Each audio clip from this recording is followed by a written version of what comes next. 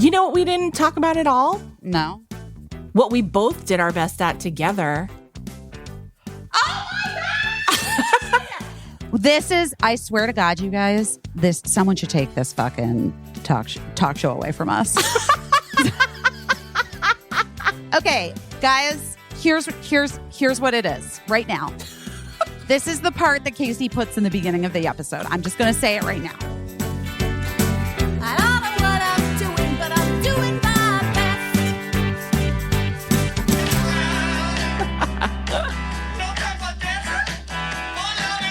Is that too much? Did I just get fined by David Byrne, my hero?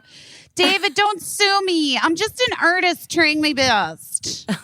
He won't sue you because maybe he'll give it to you for a gift because this is our 100th episode. What? That's when my tits are out.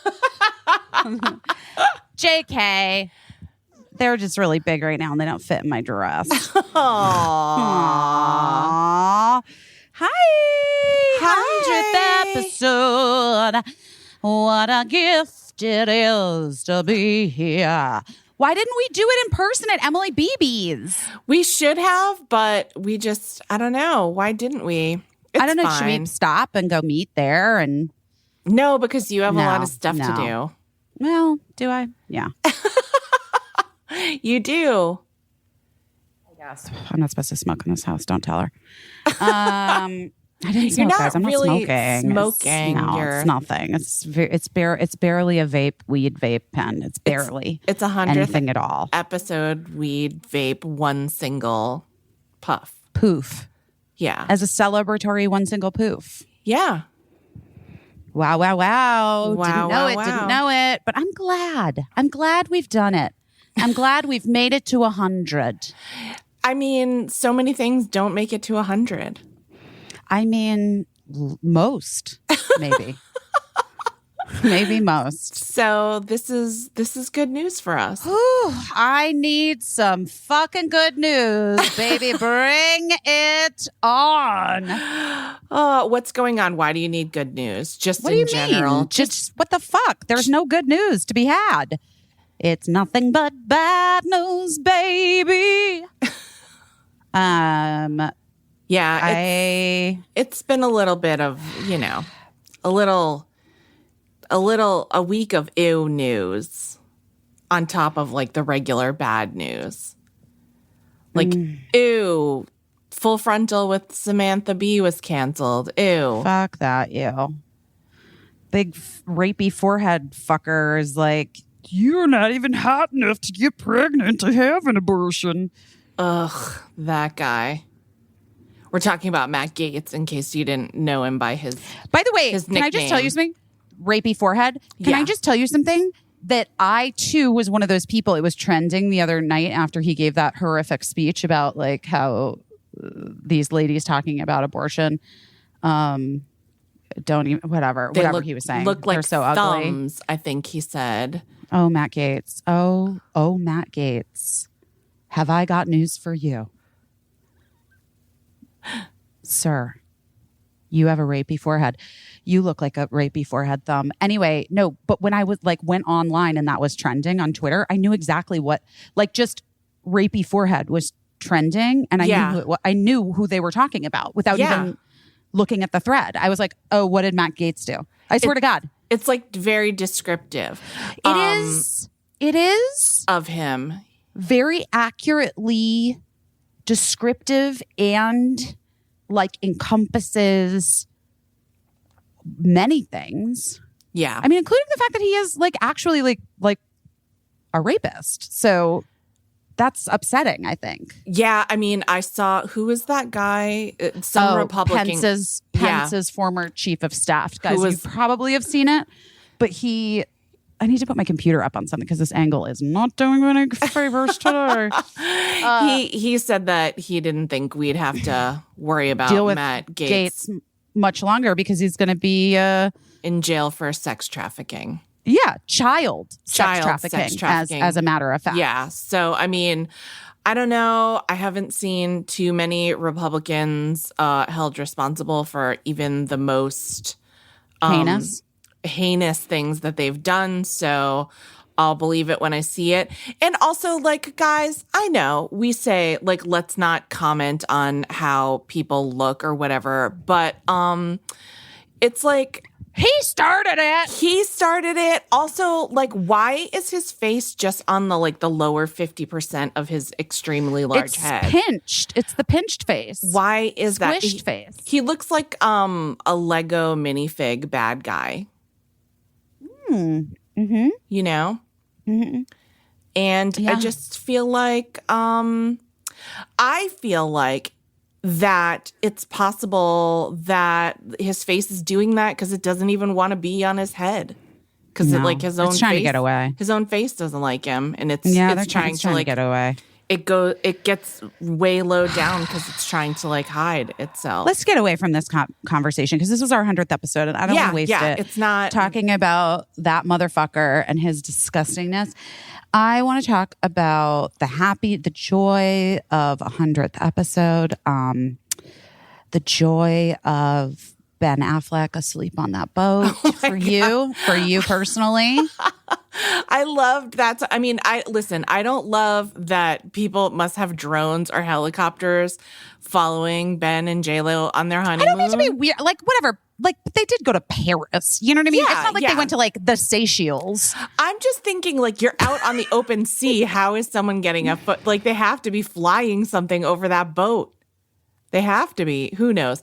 But I loved that picture of Ben Affleck because, like, he's no longer trying to fill the hole in his soul with giant cups of Dunkin' Donuts.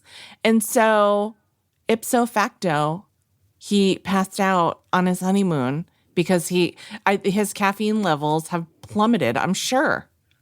Yeah, I bet J-Lo doesn't love caffeine. She probably doesn't, right? Because she probably seems is like one of those clean ladies that's like occasionally will have like a tea. Yeah, and she's like thinking about, you know, would you love a coffee? Yes, but what does coffee do to your skin? You know, I feel like that's always. She's like, we can't take the dehydration. No. Yeah, it's not because she is hydrated. That lady is hydrated. She's so hydrated and like. I aspire to those levels of hydration.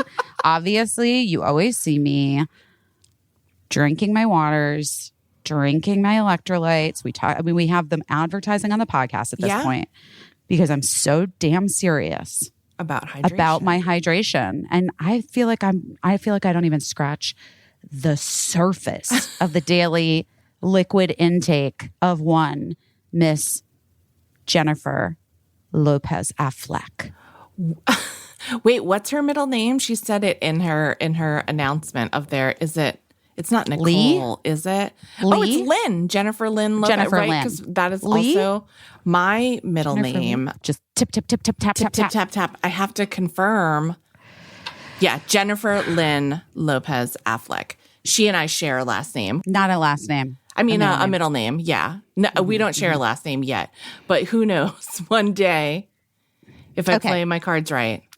Here's a few things that I want to talk about. Yeah, let's hear it. Number one. Remember when I was like talking? Okay, wait. First of all, my sister listened to the podcast. She did? Well, obviously, probably my mom. What's up, Barb?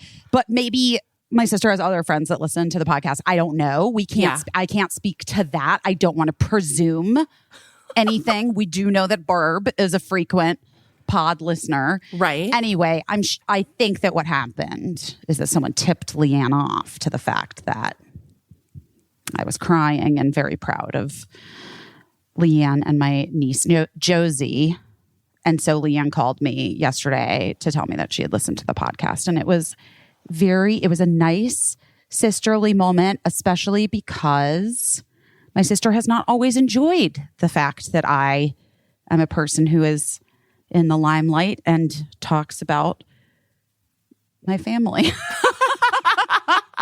I get that. Which is like another thing I very much related to Michael R. Jackson in A Strange Loop about, because that's like, his family's like, or like characters in the play, right, like based on his family members. And there's a discussion basically in the show about that kind of like one of the family members is like, why are you always putting us in these things? Like, we didn't ask for this, you know, and like I've had versions of that conversation with my sister over the years. But, you know, I do think it's different when you're like effusively proud of your niece. Yes, for sure. I mean, listen, I'm hardly in the limelight, but I ask my family's permission generally when I've said something about them somewhere, and usually just make sure it's cool with them that I said that. And every time they're like, yes, of course, it's cool. Like, say what you got to say. But I will say that my husband did ask if we could not talk about the fact that my closets aren't done this week. So, you know. I didn't bring it up. I know. I'm just bringing it up right now. But you should have just not brought it up. I'm just saying. Wait, one of Emily's friends was like, was listening to the podcast and like Busy and Caissie were talking about like the podcast being too long or whatever. You know, it would make it shorter if they stopped talking about how long it is or how short it is. Oh, well, okay. Like, that's a good note point. Taken, sir. I'm just saying that even the very agreeable Matt, who says, say what you got to say and talk about what you want to talk about and don't worry about me, even he has his limits. And he was like, I can't live through another week of talking about why the closets aren't done yet. It's not his fault, folks. Here's what I would like. Here's what I think is thrilling. What? Imagining that in the future the world survives. Yeah. Okay, baseline. Let's just start there. Optimistic. My children or my children's children someday can like listen to these if they want. Yeah. And like get a sense of who I am, what we are, like all of those things. And I think about this thing a lot. Have I ever talked to you about this? This thing that I read in Oprah magazine a long time ago that really fucked me up. I don't think you have told me about this. It was like, you know, like remember RIP O magazine? Because now it's just like a quarterly and like what an eye roll that is. I can't. I need it weekly. Yeah. Wasn't it weekly for a while? Monthly. No, maybe? monthly. It was monthly. Yeah. No, it was monthly. It was always monthly. But anyway, I need it monthly. I can't. None of this fucking quarterly crap, guys. Yeah. I'm sorry that I don't understand. Here's what I don't understand. And I'll get right back to the thing that really fucked me up from O Magazine from years and years ago. Like, here's what I don't understand. Like, why are magazines in decline when like I would much prefer Oprah magazine over going to a website? Yeah, I mean, that's just not the reality. I guess it's that it costs money to produce these things and to transport them and ship them. Whereas like the cost of making a website is just in the making of it. And then it doesn't need to be shipped anywhere. It doesn't need to be sold by anyone. It doesn't need to be purchased by anyone. It doesn't need to be stored. It doesn't need to be manufactured and printed and put together and quality control. It's just there. So I think that a lot of the things that we like our Substack, it's just there. It's just there. Wait, can we change it? Can we put the thing a bear on a wire, and then underneath it, it's just there? Can you do that? I think we should do that. We probably can. Yeah. It's just there. It's guys, just there. it's just there. Okay. Well, anyway, wait, So but anyway, my whole point is that it is disappointing to me that magazines are going the way of the dodo. I was just going to say cable television. Oh, yeah. But whatevs.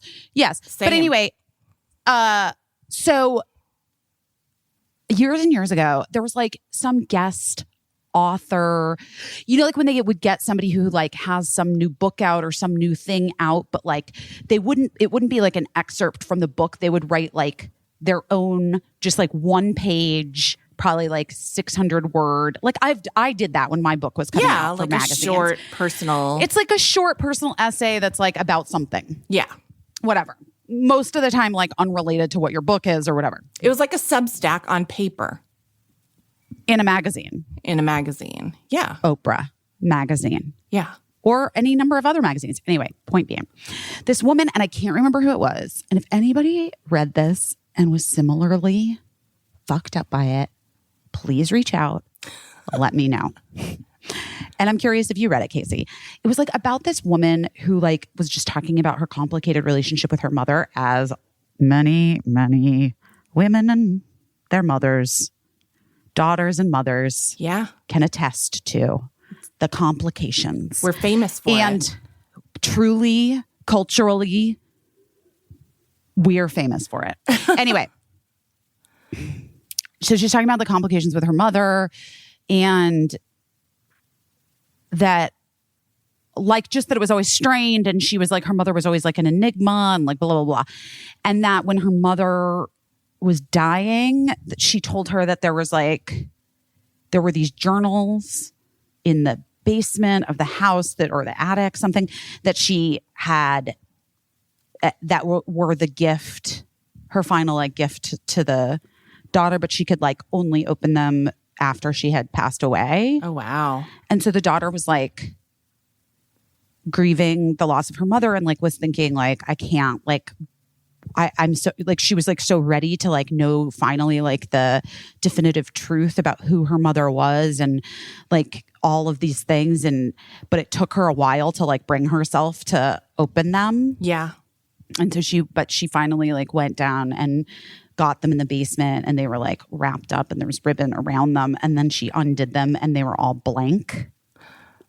Oh, wow. Why? I know. It really fucked me up. And it was sort of like left like open-ended. Like, is the implication like that it doesn't like that like my life doesn't like it doesn't matter, like you have to like now just go, you have to continue on and like write your own life. Yeah, you have to fill me in for yourself, or you have to fill in the blanks or like whatever. Anyway, maybe that's why I started to just turn everything out into the world, because I was like, at some point I do want my children to be like, yeah, no, I see. I get it. Yeah. No. This all makes sense now. Ooh, yeah. Wow. She really did the best she could with wow. Good for her.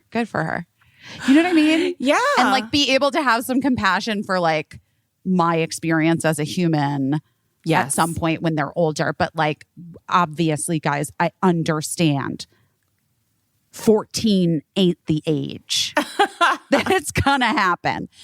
Birdie's been so fucking hard on me this week. I can't. I'm like, it's been a journey. And I've been getting texts today already because Birdie went to Disneyland with a friend and a babysitter and they like couldn't figure out how to make the fast pass thing work. I don't even fucking know.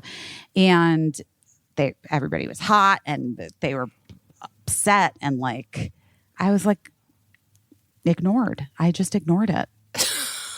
Because I have a parenting sheet. I have a parenting sheet from my parenting classes about when ignoring is appropriate. Oh, that's a good sheet. Well, sometimes, guys, I have to tell you something. It's appropriate to ignore. Yeah, because these are things that it's good for a person to figure out. You know what I mean? Exactly. Like how to work the fast pass. Like maybe ask someone that works at the amusement park. Right. Things like that. It's a good, I hate when people say learning lesson, but people say it a lot.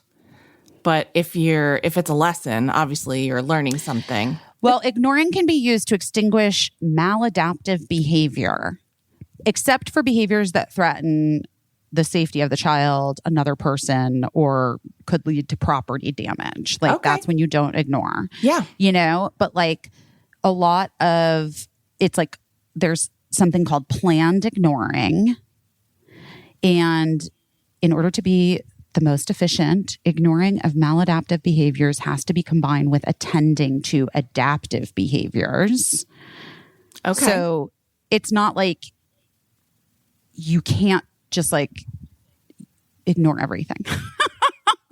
No, and also after I had given Birdie some space I'm going to call it space. And Birdie was Okay. texting me very angrily from Disneyland about a bunch of different things. And after I had done some planned ignoring to try to extinction burst. Guys, these are all therapy terms. I'm just telling you the things that I'm learning as a parent. Then I reached out and I sent a text that was like, I hope and trust that you guys got it all figured out. I'm sorry that the beginning of the day sounds like it was really frustrating and unpleasant. Like that can be really such a bummer, but I hope you guys are all having fun now. Oh, good. Yeah. And Birdie sent me the emoji for your middle finger sticking up. So Well, you did. guys, I'm killing it. I'm killing it. You did your part. 100th episode. Oh my gosh. Well, I'd love to tell you that you get to retire from active parenting, but I don't think you ever do. I don't think No, you I ever. don't think so either. I think Barb Phillips is still actively parenting you, and I think you and I will be. I mean, I don't know. You I don't don't know know? if she is. You don't no, think so? I don't know. Do you I don't never know. call her for advice or? I don't know. It's different. It's different. It's different. It's different. Well, I mentioned last week that Eli is across town home sitting and dog sitting for a month. And but I had just dropped off I had driven across town to drop off some stuff for him because he had a birthday. And then I came all the way back across town to home. And then my phone rang with Eli, which is never the case, at about 10 p.m. the other night. And I picked it up and he said, everything is okay, which God bless him. Ooh, thank God. He is the best at that. He knows, knowing mom, knowing me, open with everything is okay. Mm-hmm. Everything is okay, but can I FaceTime you to show you my hand? I dropped a jar while I was washing dishes just now. Mm-mm. And bloody? Blood or not blood? Oh my God. So much blood. God damn it. So much blood. And I was like, I mean, it really, like, I was very proud of my family. Matt was at work. Eli called me, had the presence of mind not to be freaking out, really kept it calm and was like, can I FaceTime you and show you my hand? I looked at it through my fingers and I was like, it doesn't look great, dude. It doesn't look great. And then I looked up, like, what's the criteria for trying to see how it is in the morning versus calling an ambulance versus going to the hospital. And he landed in the middle, go to the hospital. So, but he drove. No, he has no car. So, oh shit. So he was like, I can take an Uber. And I was like, I don't want you to get in an Uber with like an openly bleeding wound. Like it's not good for the Uber driver. It's not good for your wound. So I was like, I can be there in like 20 minutes. But as I was leaving the house, I said to Lincoln, hey, can you start Googling emergency facilities that are open that could maybe give your brother a couple stitches, because I don't know the neighborhood that well. I didn't know where I could take him. So anyway, Lincoln was Googling. He gave me a menu of choices. We chose the first choice of the nearest ER, got Eli, brought him there. He went in by himself. He got some stitches, 5 stitches actually, which was more than I thought, and was all wrapped up, but kept up a steady stream of reporting what was going on inside the ER because he's a real field reporter, that kid. So he was letting me know what the status of every person was inside the ER, if they were being looked after, whatever. Got some stitches, went back home, and not to his home that he's house sitting, but really, oh man, I was very woozy from the sight of it. And if it was anyone else, if you cut your hand, I think I would also get woozy too. If it was a stranger, I'd be fine, but anyone that's like, in my circle, I don't want to see you bleeding. You think that a stranger's blood? No. You see, I'm calling your bluff. I think a stranger with an equally bloody hand pops up and you're woozy. I think that's it. You're woozy at the sight of so much blood. That's what got it. I'm much better when it's not a loved one. I'm much more able to help in an emergency. Like, I don't feel like I'm going to black out. I'm like, oh, okay, yes, this is bad. Let's handle it. But when it's someone that's like there, that is blood related to me or in my very close circle of friends, I can't handle it at all. But I did the best I could. I didn't look. I just looked straight ahead when I was driving to the hospital. Oosh. Stitches. It seems so old fashioned. I thought for sure they were going to like glue it closed or, They haven't come up with a better way. Yeah. I mean, it's been a long time. I mean, I had to take Lincoln. Have I ever told this story about when Matt was away at grad school? Like he did like a low residency grad school program. And so a couple times a year he would go away for a couple weeks to like do his school. Yes. And then I would be like with the kids and taking care of them, just by myself. And as I've said many times, Matt is like way more helpful than anyone's average partner. So like to take care of them myself was, a big job for me. And Eli, here's something interesting about Eli. He has the characteristic of he has like really never sworn in his, I don't know why. It's just not in his, he doesn't swear in front of us. He never has. He's never tried to like get away with it when he was a kid. I don't know why. He just won't swear. Sometimes we try to make him swear for a joke and he won't do it. Lincoln swears like a truck driver and always has. And, it was one day more until Matt was coming home like the next day. I was feeding the kids dinner. They were super rambunctious. It was hot. They were little kids, so they were like in their underwear. You know how little kids like just their clothes explode off of them when they get in the house and they just run around in their underwear. I was feeding them dinner in their underwear, and I collected the plates and I turned my back on them to like wash the dishes. And I was literally saying to myself, I only have to make it through one more bedtime before Matt comes home. And then all of a sudden I heard a great commotion and I turned around and Eli was screaming, "Holy shit, he's gonna die!" And he just like took off. He ran away. What had happened was little toddler Lincoln had like climbed up on the back of Eli's chair, like a ladder, and Eli stood up. And when he stood up, Lincoln fell over backwards and like smacked his head on a French door. And as you know, head wounds, they bleed so much. But also it's like terrifying because like it feels like, I don't know, like when your kid hits their head, you're like, yeah, what is this? Like, it's over. Is it like a skull fracture or whatever? Yes. It's like very scary. It was so scary. The reason Eli had run off was to go get armfuls of clothes for him and Lincoln because he already knew we were like on the way to the hospital. And so I just picked up Lincoln. He was like literally slippery with blood. And I picked him up, put him in his car seat. Eli buckled himself in. He was like getting himself dressed on the way to the hospital. By the time we got to the hospital, Lincoln was like, I think kind of in shock because of just everything that was happening. So he's normally very shy and he was being like really funny and like loopy in a way that was like kind of funny, but also scary. Anyway, cut to long story short. This young doctor was like, oh yeah, head wounds, they really bleed a lot.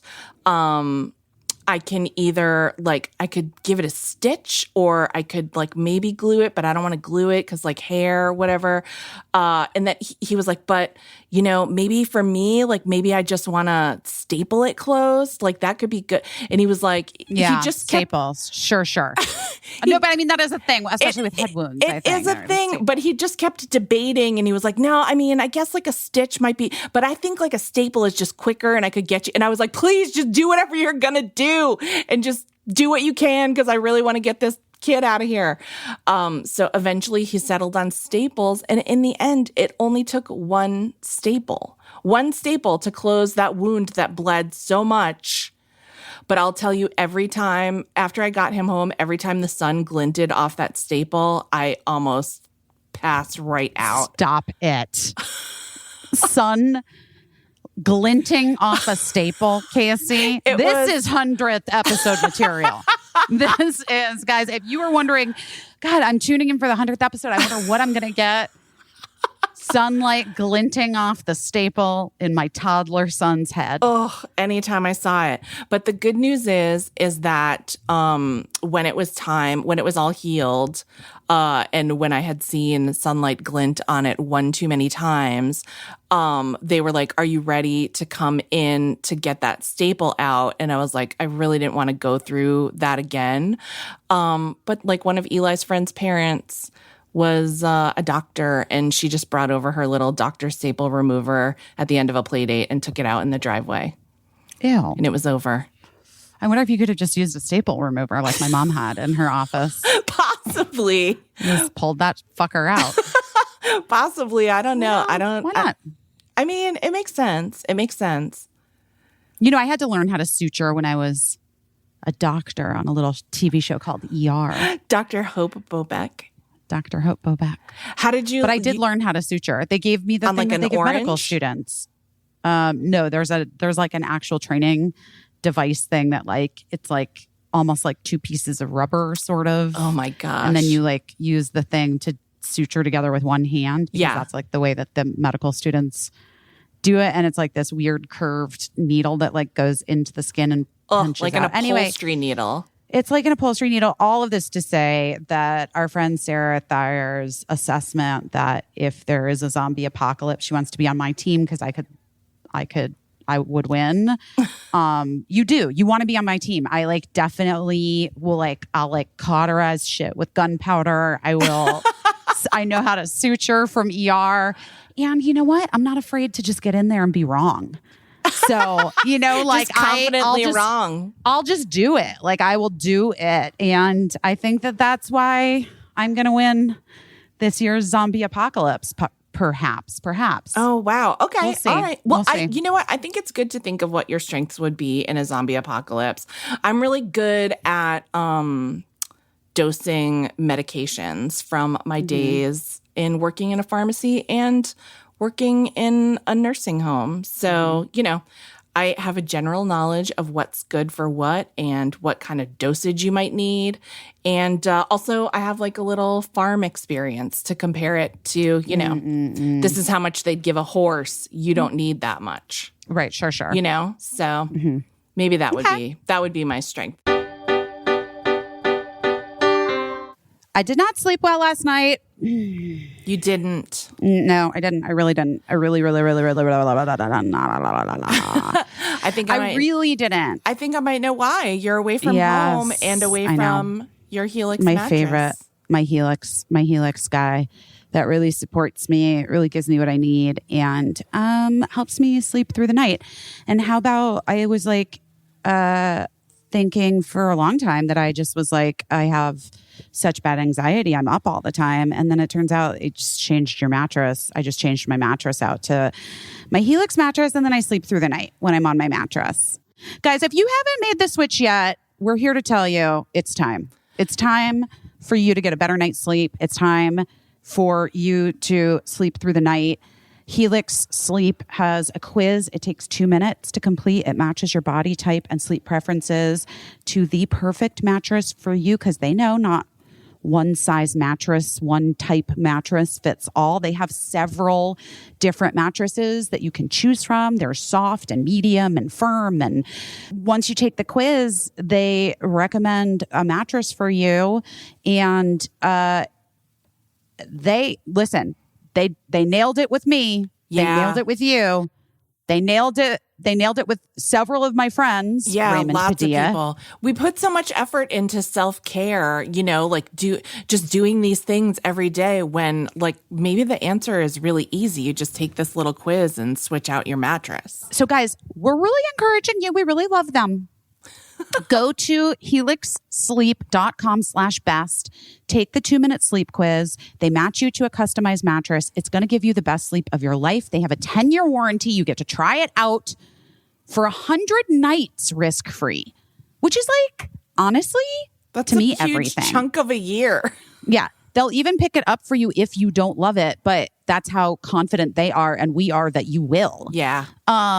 Helix is offering up to $200 off all mattress orders and 2 free pillows for our listeners at helixsleep.com/best. Again, that is helixsleep.com/best for up to $200 off all mattress orders and 2 free pillows. Just for you guys, because we love you and we want you to sleep well. Digs with 2 G's. Digs with 2 G's. Do you know how much I miss Gina? It's like getting to ridiculous. I made Emily Beebe bring over the little dog she's fostering last night just so I could like have like some sort of interaction with a poodle breed. And how'd it go? It was no Gina. Fine. It was no Gina. Yeah. It was no Gina. Nick, if you're listening to the podcast, Nick the foster dog, you're adorable. You're no Gina. But you know, I really take Gina's comfort, safety, and like just her general health and well-being very, very seriously because she is like, you know, she's unplanned dogmancy. And an important part of your family. And she's a very important part of my family now. Maybe the most important in someone. And we were so thrilled when Diggs came aboard as sponsors of our podcast because I had seen the Diggs Revel collapsible dog crate. Which is and genius. I was like, it's genius. I want it. It's genius. And then here we are. Now I can tell you about how genius it is. The Revel crate is incredible. First of all, it's safety first. You don't have to worry about injuries to jaws, paws, or your own fingers, which, by the way, that's been my issue in the past. Yeah, it's an issue. Yeah. It's very convenient. It sets up in less than a minute and can be raised and collapsed with one hand. It's very easily transportable and easy to clean. And it's like, honestly, stylish. It looks really cool. Right. It like blends in. And also, if you're traveling, you guys should look at Diggs 5-star crash test rated passenger travel carrier, which is small enough to fit under your airline seat, but with plenty of space for your companion. But also, like, it's good for cars. It's good for, like, if you're traveling in a car with a pet, you should definitely, like, have them in restraint because, or, you know, this is a crash tested passenger travel carrier for your pet because, God forbid. Right. You know, yeah. We all know the need for safety belts. Why would our dogs be any different? Obvi. Right. You want to protect your guys. Protect your most valuable, your MVPs, valuable pets. And Diggs has tons of things that are just for the wellness and safety and happiness of your pets, because nothing's too good for your little buddies. That's for sure. So make your pets more comfortable with Diggs. Wonderful products. That's Diggs with 2 G's. For a limited time, get 15% off your entire Diggs order. To get the offer, you need to go to diggs.pet and use promo code BUSY15. That's DIGGS.pet with promo code BUSY15 to get 15% off. Order today. Go to diggs.pet and use promo code BUSY15. Remember when I was talking about clay stuff? Yeah. Like how I wanted to do clay stuff? Yeah, you wanted to do pottery. So Emily Beebe was like, did I show you the clay thing that I got? And I was like, wait, what? And then pulled out this like kit. Yes. And there's a company called Sculpt online. You guys probably know what it is because none of you reached out to tell me about it. Okay. And it's like this cool air dry clay. Yeah. And Emily came over the other day and we made little little hand-built vases. I didn't get like super, super into it because Birdie was also here and also giving me a hard time. So that was like, it wasn't the Zen clay moment that I've been hoping for. It wasn't Ghost. I'm not looking for Ghost. I don't need, first of all, I don't need a ghost to You don't help me need do anything. some man breathing down your neck when you're trying to literally do pottery. It's actually the last fucking thing I need is some man like showing me how to do it right. Ghost breath. You know what I mean? Being like, oh, let me help. Let me show you how it's done. Ew, You're sir, dead. please Can stop. you please? Get away. I'm trying to make my pottery. Anyway, I guess it's all the rage, of course, because because I knew, I intuited it. I intuited that this hand building clay, air dry clay, I had a feeling it was all about to happen. And sure enough, this company has all of these adorable things. Like on their site, and you can buy these kits, and then it comes with like sort of like everything you need. And I do love a good kit. Yes. And then look, so wait, I'm going to show you. I haven't painted it yet. I was going to maybe paint it later this afternoon, but it has to air dry for like at least 3 days. I guess today is day 3. But I made, instead of, there was like a little strawberry vase thing. I think Emily made that one. Yeah. I made an eggplant. Oh, isn't that cute? It's so cute. I'll just show you guys the final product when I'm done with it. But anyway, just know that I'm getting I was like very excited about it. And I had I've had like mystery swollen body parts since being back in Los Angeles, which is like, again, so weird. What is happening here? Yeah, you're just having like, it doesn't do well for me. And it's such a bummer because I want to live here again. I don't want to, sorry guys, this is newsflash. It's just hard. I lived here since I was 18 years old. Your home. I've lived in Los Angeles since I was 18 years old. Everything I know, almost everyone I love, it's just that everybody's here. Everything is here. Like literally, Jenny Connor and I called Jenny after I left my workout and was like, hey, what are you doing? She's like, oh my gosh, nothing right now. Should we get coffee? We like met for coffee and like ran into 3 people we knew and like chatted it up. And like everybody was, and it's just that experience is what a lot of people describe as what is wonderful about New York, but I don't have that there. Busy, can I tell you something? I don't know what people are talking about because like, and by the way, if I wasn't in LA, I would be blaming this on myself, but I lived in New York for many, many years and I never had a situation where I just ran into someone. People are like, New York just happens. Like things just happen to you. Like in LA, everybody has to like make a plan. And it's like, by the way, I fucking love a plan. Yeah. I love having a plan. And to/be, whatever. I don't know if did I say one? Anyway. And the other thing is that I don't run into anyone I know in New York. So the plans are not happening to me. Like, I don't know. It's just not. It's not the same for me. But anyway, so I love it. I do love it here, except there are a few things that sometimes I'm like, Los Angeles feels like death. Yeah.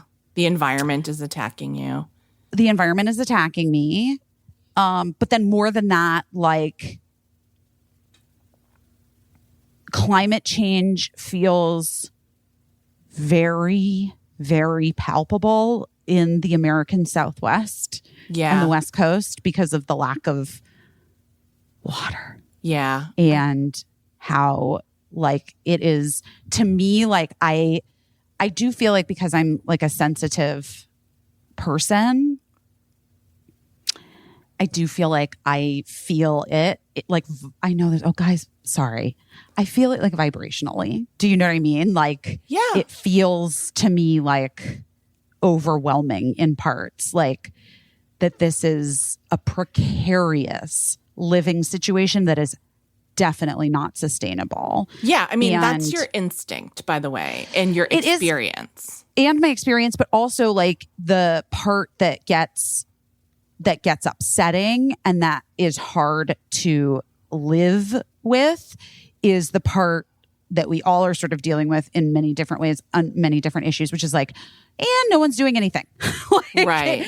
And Right. nothing's changing really. Right. Like it feels like that's like its own form of gaslighting, right? Yeah. Like, Yeah. and so I don't know. So that's a part of this, of living here.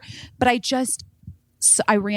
took Birdie and their friend to Malibu yesterday because Birdie's friend came from New York and had never been to Los Angeles. So we were like, we got to hit the things. Yeah. And so I was like, let's go to Malibu. We went to Malibu. We went into the beach. We went into the ocean.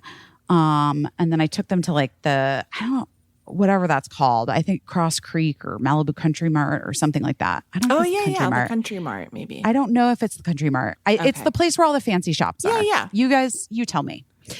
But I also think it's called Cross Creek. Okay. I don't know. Anyway, and I ran into Liz Lash. Oh, Liz. And her baby.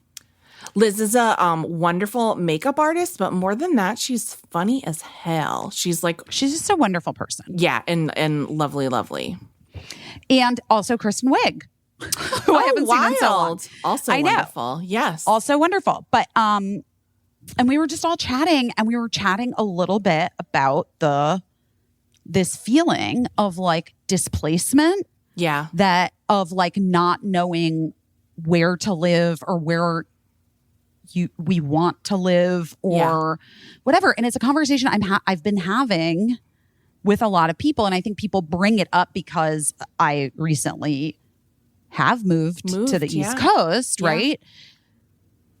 But it seems to be a theme that a lot of people are feeling. I'm curious if our friends at home who are viewing this podcast with their ears are feeling similarly, like wherever it is that you live. Like, you know, if you're not in a huge city, like I'm just curious if anyone is feeling settled in this moment or if everyone is feeling a bit like unclear about if they're living in the place that they want to be living.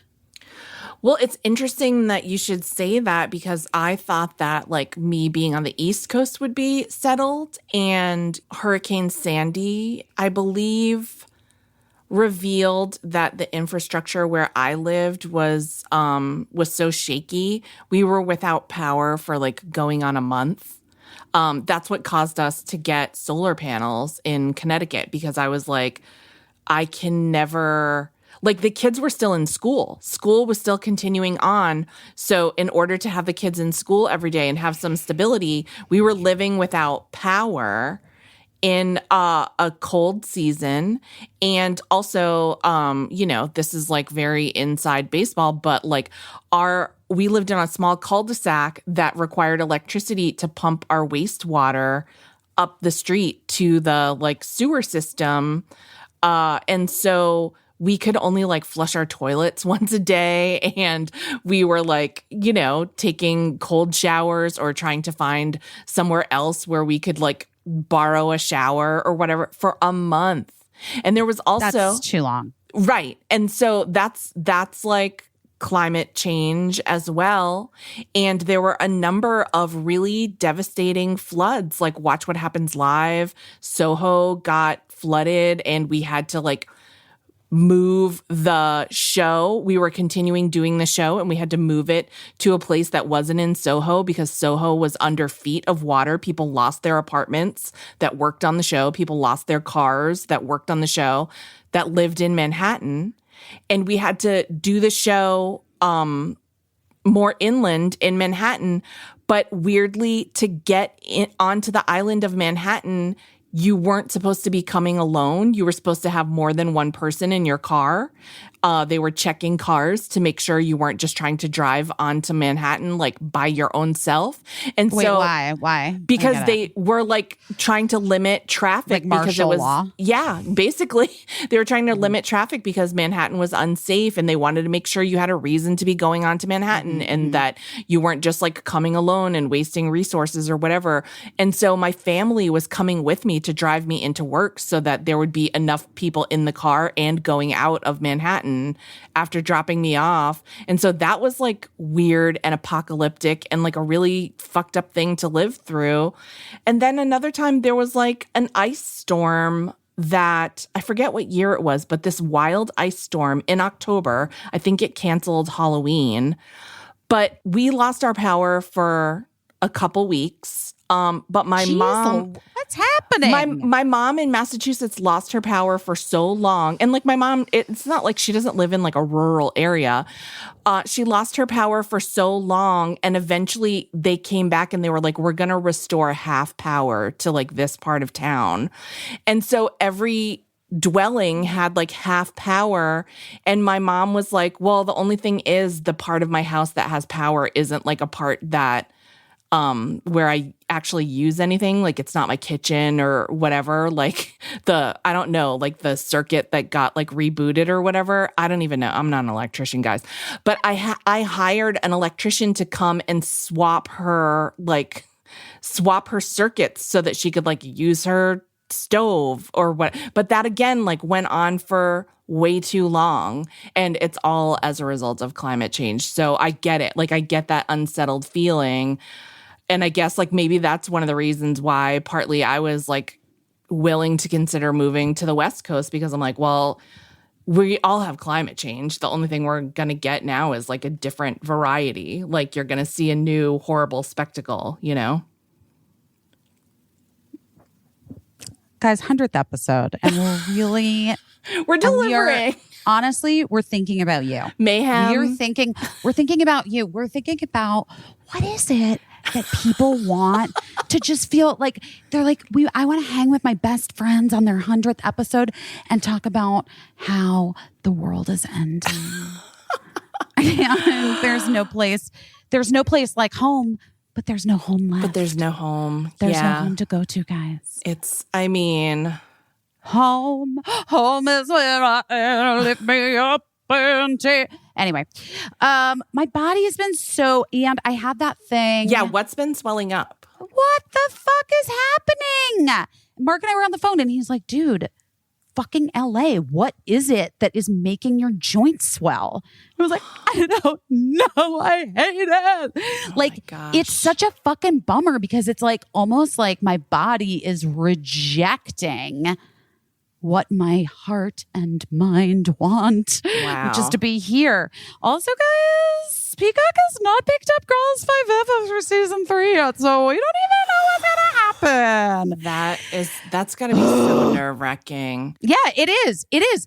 By the way, also shout out to my kids' fucking school because in New York, because I literally have never done this before in my life, but I was like, hey guys, so sent an email.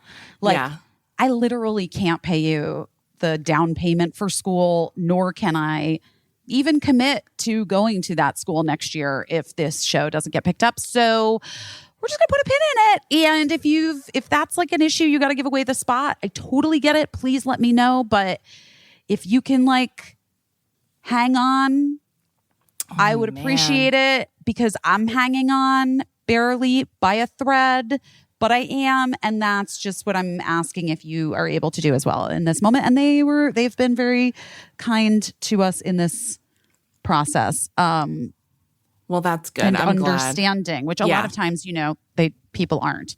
Yeah. But whatever.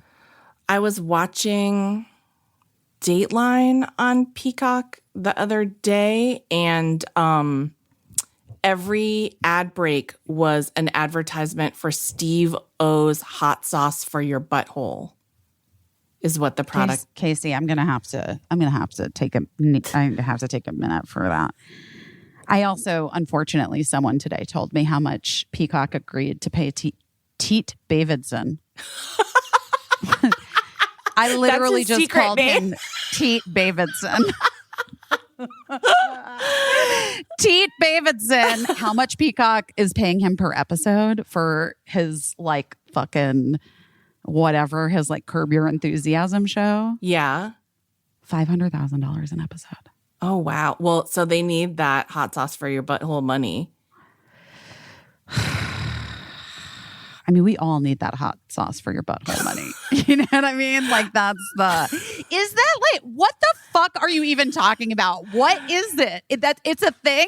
It's you like put it in your butt? No, it's like it's hot sauce. But like Steve O branded hot sauce, but that's the title he chose. Unless I was having a fever dream, which is possible. But I believe Steve O has a hot sauce that's branded Steve O's hot sauce for your butthole. I think that's like what's on the label. Okay. And it has commercials. Is it like, wait, but do you put it on food though? Or do you put it on your food, butt? but his promise is that it won't hurt your butthole. No, I think his promise is that it's gonna like visit your butthole on the way out. And why? No one wants that. You want the hot sauce on the way in and you don't want it on the way out. I get the impression that Steve O is the kind of guy that likes to feel hot sauce coming and going. That was my impression from the commercial. But I'm confused about A, why he named it that. B, if it's even real or not. So, I mean, yeah. So, were you watching like a comedy show? No, I was watching Dateline on Peacock. All right, that's what you said. I'm looking it up. Stop tip tapping. I'm tip tapping. Okay, you look. We can't all be tip tapping. No, I'm not even. But see, I don't have to tip tap because I just look on your phone, silent. I just look it up on my phone silently, like a viper in the night. Silent. Hot sauce for your butthole. Is it real? Let's see. Well, first of all, hot sauce is 2 words, Busy. Oh, Steve O's hot sauce for your butthole. It's real. Just hot enough for your butthole to know about it and too delicious for your mouth to ever forget. It's Steve O's butthole destroyer. Wow. Wow. Wow. Wow. Wow. I wonder what that would do to your joints. I literally... What? I don't know. Why? But Why would I do this? I almost called you the other night. I was watching Dateline on Peacock, and that commercial was the commercial. It kept playing over and over, and it was too late to call you, and so I just woke up Matt, and I was like, "What is happening? Why is this real? Is this a bit?" It's real. It's real, guys. Which brings us to this question in honor of our 100th ep. Caissie and I have been discussing like what we want to launch if we're going to become entrepreneurs. You know, we're in it for the hustle. You know that. Yeah. We're hustling hard. And like we have to think of something soon because like the butthole market is already saturated. Well, obviously the clay thing is not going to happen. Clay kits done. Done.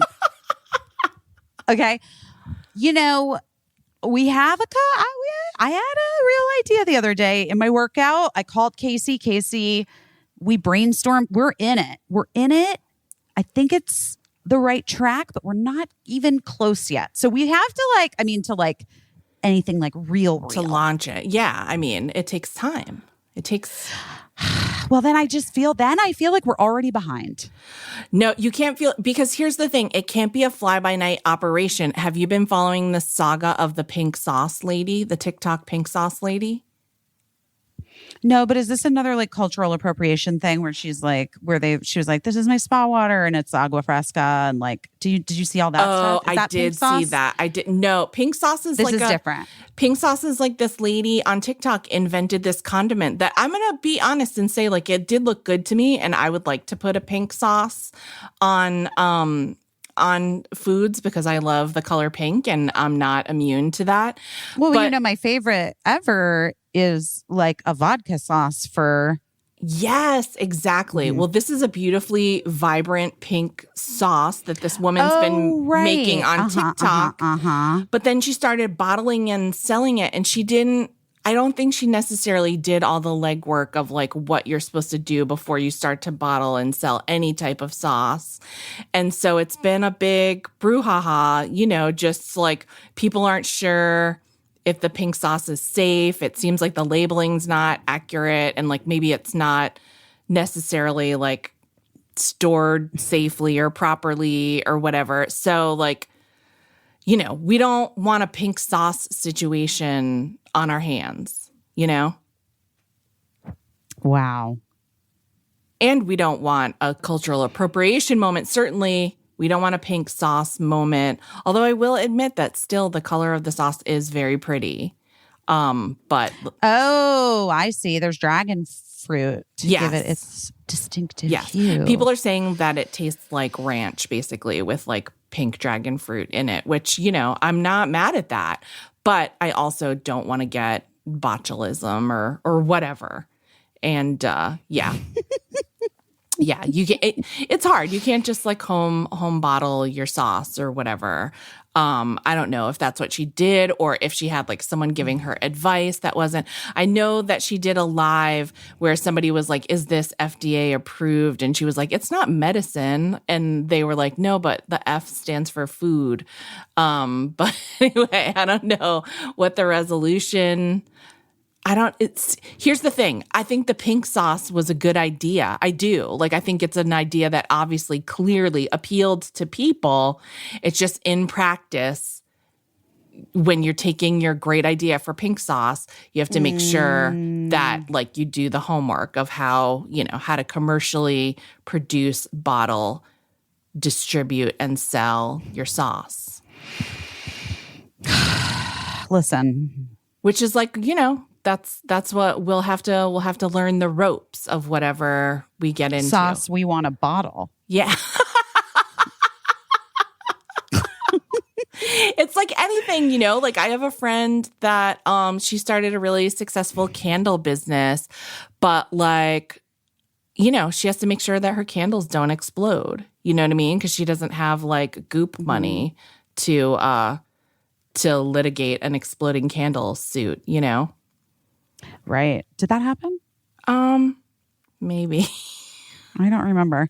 I know there was some discussion about the vagina yoni balls. Oh, what? Yoni ball. Vagina candle. Oh, remember Goop had the vagina smelling candle? I thought that's what you were talking about. No. I think, didn't she make one that smells like her vagina? And then now there's one that's like Kourtney Kardashian's vagina. Oh, really? Something? I don't know. I don't know.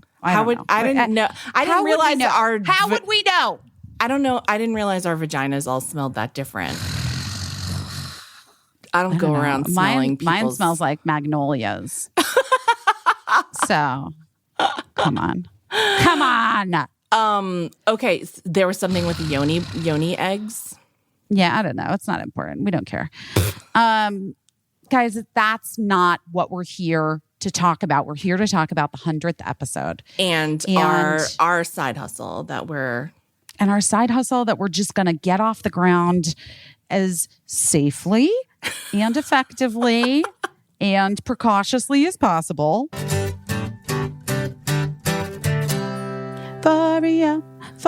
Always. I always do the Foria. I love the song, but I love Foria products even more. And you know what I did the other day? What'd you do? Because we've been talking about Foria. So in case, just as a quick refresher, if this is the first time you're like listening to this ad for Foria, a product that Caissie and I both love, and I am like, I praise it. I talk about it all the time, not just when they're asking me to for this podcast, not just when they're sponsors on this podcast. We're hand selling it to friends. I'm not even hand selling. I'm like gifting it to people. I'm not kidding. I've gifted it to several people. Okay. But it's their products, like Awaken Arousal Oil, Sex Oil, that really can change the way you experience sex and pleasure and orgasm. And they're products that were designed to naturally enhance sexual pleasure and give you access to bigger and better orgasms. And they're really made for people with vulvas and clitori. Yeah. Or clitorises. Yeah. Clitorises. Anyway, but you know what I did the other day? Because I always travel with it. Just in case, guys, you don't know. Solo, partner, whatever. I used the sex oil just as oil on my skin. because I needed moisturizer and I didn't have any with me. And I was just like, this is gonna, and it felt great. And my skin felt great and it smelled great. And I was like, this is great. My partner, who is also my husband, has given me a shoulder rub with it before too, and it is great. Yeah, I mean, off-label usage, but it sure felt great. Well, listen, the on-label usage has given Foria a serious cult following with tens of thousands of people who have really had their sex lives transformed. And listen, if you're in a long-term relationship, if you're in a short-term relationship, if you're in a relationship with just yourself at the moment, Foria's got something to help you.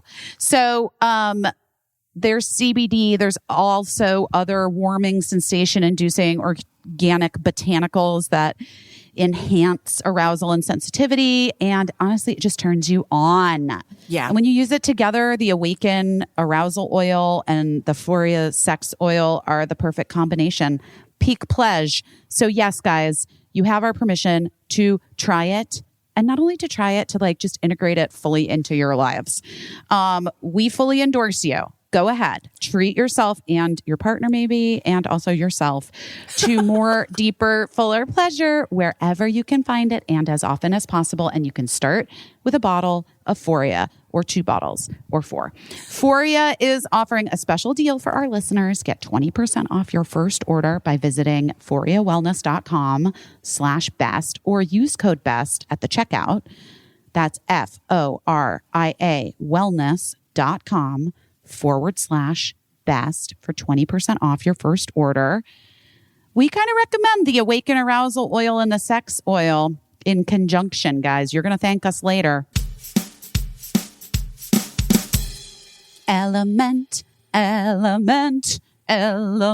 have it in my water right now. Oh, good. I mean, I needed some electrolytes today. It's been so hot. I just feel it's so hot. It's so hot. We're all rapidly being robbed of our electrolytes. People don't understand the importance of electrolytes. I'm always I'm always talking about it. I talk about it all the time. People get real eye rolly with me sometimes because I'm like, wait, but do you have enough electrolytes? You really got to replenish your electrolytes. And people are busy. Cool it with the electrolytes. But I'm telling you, it makes a huge difference. It really does. Whether it's your electrolytes need to be replenished because you had some glasses of wine or some tequila the night before, or because you're working out very hard, or because you're just a little dehydrated, or because it's the middle of the summer and global warming is real and it's 4 million degrees outside. Whatever the reason is, electrolytes make all the difference in helping you feel better. An Element is a very tasty electrolyte drink mix. It's got everything you need, nothing you don't. It's a lot of salt, no sugar, tastes good. It's formulated to help anyone with electrolyte needs, and it's perfectly suited for anyone following any kind of keto, low carb, paleo, what have you diet. But electrolytes are so important because they facilitate hundreds of functions in your body, yes, including nerve impulses, hormonal regulation, nutrient absorption, and fluid balance. It can help and eliminate headaches, muscle cramps, fatigue, sleeplessness, other common symptoms of electrolyte deficiency, cramps, muscle cramps. Did I say that? Because I've had that before where then I need to pour my Element into my water and drink it. If you've just not been feeling like yourself, maybe give it a try. Sometimes people say spacey. Sometimes people say they feel spacey, and then they have an electrolyte drink and then they feel better. Yeah. guys. And it's backed by science. It's a Yes, this is like science-backed a real electrolyte thing. ratio with 1,000 milligrams of sodium, 200 milligrams of potassium, and 60 milligrams of my favorite mineral, magnesium. Same though, same. And Element is used by everyone from like people in the NBA and NFL and NHL players and Olympic athletes and Navy SEALs and just like me and Caissie too. You know what I mean? Yeah. So right now, try it out. Element is offering our listeners a free sample pack with any order. That's 8 single serving packets free with any Element order. It's a great way to try out all 8 flavors or to share Element with a salty friend. But actually, I like to just keep them in my purse. And like, if I'm feeling weird, I just like throw them in the water and then I'm good. Yeah. Get yours at drinklmnt.com/best. This deal is only available through our special link. You must go to drinklmnt.com/best. Also, Element offers a no questions asked refund. So you're trying it totally risk-free. If you hate it, which you're not going to, you can just like give it to someone that might like it and then they'll just give you your money back, no questions asked. Yeah. So that's like literally you have nothing to lose. Nothing to lose. Give it a try. Here's what I will say though. With Samantha Bee's departure. Oh, this is actually what I wanted to talk about. With Samantha Bee's show being no longer with us, now it's back to just Amber Ruffin. Just Amber Ruffin. Oh wait, does Ziwe's show count? I mean, it's a little satirically. It's like not exactly a talk. I don't know. I don't know how to categorize. I think right. Yes. I mean, I don't mean like. God, no, yeah. please. No, I mean, I think it counts but it's also like seasonal. It's not super ongoing, right? So they do like a limited number of episodes and then. Yeah, but they always include fucking John Oliver in all those conversations, even though he also does like 4 episodes every 3 years. You know what I mean? Bless your heart. I'm kidding. He does more. Yeah. I was just thinking in terms of like something that's consistently on most weeks of the year. Then it's, right. That's Amber. Correct. Right. That's what I was sort of thinking about too. Yeah. Yeah. She's kind of it. And it's like weekly. It's not, right? Is it still weekly? It's weekly. Yeah. On Peacock. So, yeah. You know, there's that too. Yeah. Yeah. I mean, I need that to keep going. I need Amber Ruffin's show to keep going. We can't sustain. I mean, if anything were to happen to Amber Ruffin's show, I think we just have to call it and be like, okay, this is like, I think we just have to remove ourselves from the equation and stop wondering when women were going to get a late night show or have a late night show long term, or I think we just have to like move on to like another idea that, I think we have. Yeah. I mean, you and I have certainly. And I think for the most part, that's what I think. Yeah. It's weird. You know, I was thinking too recently about how like I'm so frequently like left off of a lot of lists or conversations about people that had late night talk shows. Yeah. And most of the time I'm deeply offended and declare silent revenge on whoever is listing or not listing or whatever, or even talking about. But I think sometimes weirdly that even like more so than the gatekeeping of like the men, it's like, sorry guys. It's like, because it's stand-ups. Yeah. And they're like, because I wasn't a stand-up. Yeah. Which, by the way, like neither's Kelly Clarkson, neither's Drew. But Seth Meyers was never a stand-up. Yeah, and he'd started doing it after the success, because then it was like he could get corporate gigs and like that's like a vibe. You know what I mean? James Corden wasn't a stand-up, and you know, and but I don't think of Steven or people like people. Yeah. not peoplemag.com, guys. People like don't consider me a comedian. Right. They consider me like a Drew Barrymore or Kelly, like a personality and an actor. Yeah. Well, I mean, good for them. You had a late night show the same amount of time that Joan Rivers had a late night show. Well, Joan. Yeah. So, I mean, you know, it doesn't make any sense. There's no rhyme or reason to it. People continue to act like women don't consume media and don't spend the majority of money on things that are advertised on media. And it's kind of wild. But, you know, to be shocked at it still after all these years would be foolish on my part. So it's not about like shocking to me, because I just like, for me, the part that I just increasingly, again, it feels like worldwide or at least American-wide gaslighting. Yeah. Is the very clear, very, very, very, very fucking clear connection between like content in entertainment / like news in our country. Yeah. And how the world has started to be reflected back to us. Like how we're seeing those like ideas and values and things like presenting themselves like more and more boldly, right? Yeah. Do you know what I'm saying? Yeah. I know what you're saying. I just feel like it's a program that, well, it's like, it's not dissimilar to when you're saying to like a guy that you know, like, oh, I experienced misogyny. Like, you know, some guy said something rude to me on the street.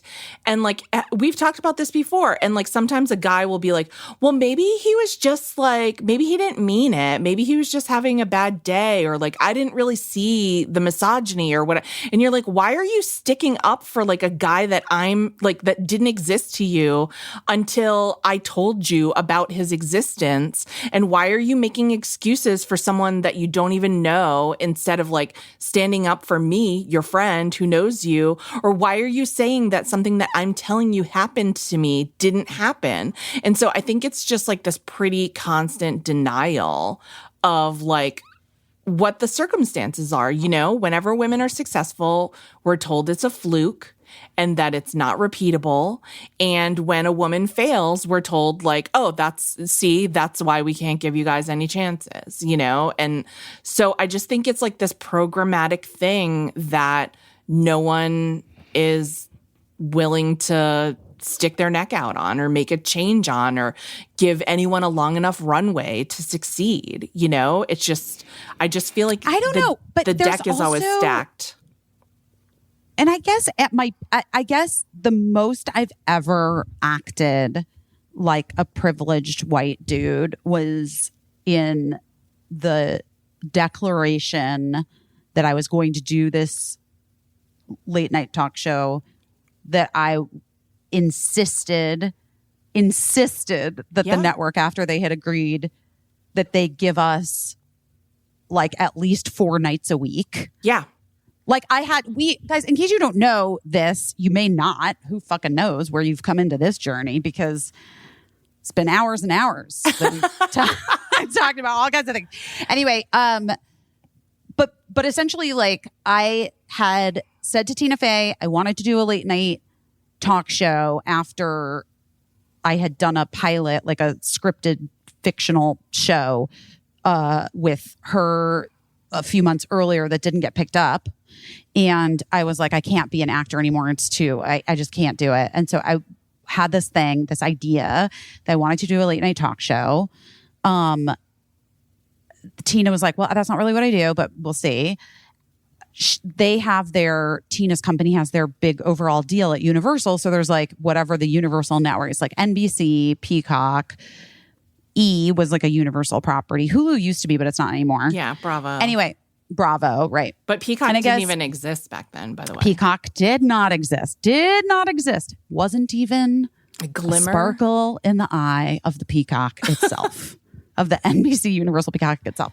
Peacock. Anyway, Tina had some like general call with the new executives who had just started at E, no longer there, and was like asking what kind of content they were looking for. And they're like, well, we really want to get back into the late night talk show space. And she's like, boy, have I got the show for you. And they literally were like, yes, done. Yeah.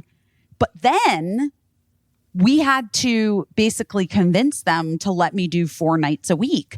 Right. And I got Caissie. I knew Caissie had to be my showrunner because obviously I was right. But like, so once Caissie came on board and we were like really developing the show, the fight and the pitch to get 4 nights a week was like wild and intense, and so many people weirdly weighing in from other late night talk shows being like, you don't want to do multiple nights a week. Don't do it Just to yourself. Start slow. You have kids. Don't do it to yourself. Why don't you do 1 night a week and then we'll build up? And I was like, why don't I do 1 night every 3 months? And then if that seems to be working, I was like to me, I was like, no, let's like throw, like give us the shot to like just get out there and fail, and like then we'll figure it the fuck out. And we did so fast. Yeah, well, just that conversation about you having kids, like when every other late night talk show host almost in history, in current history, has kids. And no one's ever like, how does he do it? How does he go there 5 nights a week when his kids are home starving and lonely? I mean, obviously that's not even a fucking conversation. So it's stupid. Well, I mean, to be fair, men are useless. And also, like, children don't really like their dad. So to be fair, I mean, for me, I feel like that's a valid line of questioning. But I'm like, yeah, obviously. By the way, I'm so at this point, Mark does literally all of the quote unquote mom jobs, like scheduling, feeding. Well, discuss it like all. That's good. That's good for your clothing kids to see that.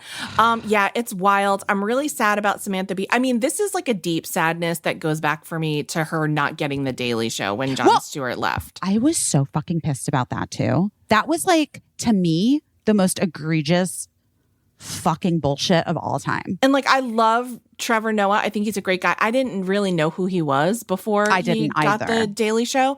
But I was all set to be super angry when they gave the Daily Show to Samantha Bee and her husband Jason at the same time. I thought they were going to have them share the Daily Show. I agree. That's what I thought too. And I was like all ready to be mad about that and be like, they wouldn't even give it to her by herself. And then they just didn't even give it to her at all. And like, and I love the folks that make the Daily Show and run the Daily Show. To me, that seemed... Well, we don't know if it's the people who ran the Daily Show, right, or if it was like right on like a conversation coming from suits, other people, some suits. Some C-suite executives, guys. Exactly. So, this is like a deep hurt that I have had. And listen, I don't know Samantha Bee very well. I've only met her a couple times and spoken to her a couple times.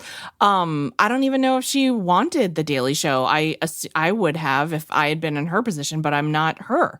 So I don't even know if she wanted it, but I was offended on her behalf. Too. And so I was so happy when she got full frontal. And I think that, like when we were doing Busy Tonight, we talked about all the time, like when people were like, do we want to do this political thing? And we were like, no, there's a woman that's already doing amazing political things, Samantha Bee, and she's handling it so well. So that gives us the freedom to handle things like in the personable way that we wanted to handle them. And that's not to say that we were never political on Busy Tonight. We certainly were, but we were just coming at politics less from like an overall informative view and more like, well, here's how this affects me and here's how this affects you.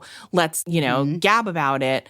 But I mean, Samantha was doing important work, and it was a prestigious show. It was an award-winning show over there on TBS. And so to lose one more show hosted by women, our friend Ashley Nicole Black got her start there as as a writer. And it was her first writing gig. It was her first writing gig. And then she was like an on-camera correspondent.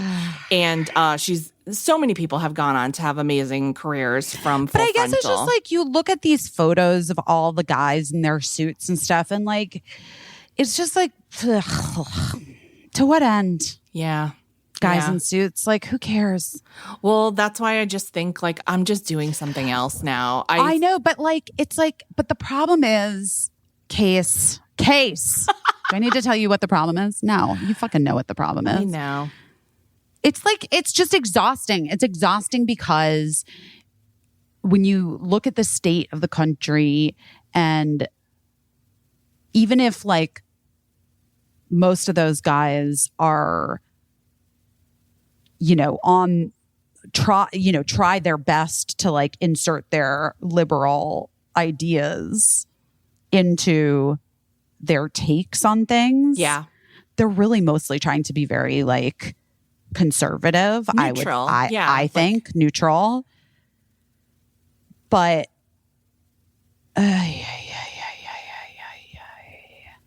but it doesn't change the fact that it's like it still gets written about like it's a thing that matters. Right. It still gets like discussed like those shows mean something culturally. Right. And so if something is being discussed basically weekly, that it's like of cultural significance, That and they're the ones that not get to one woman make the headlines. Yes.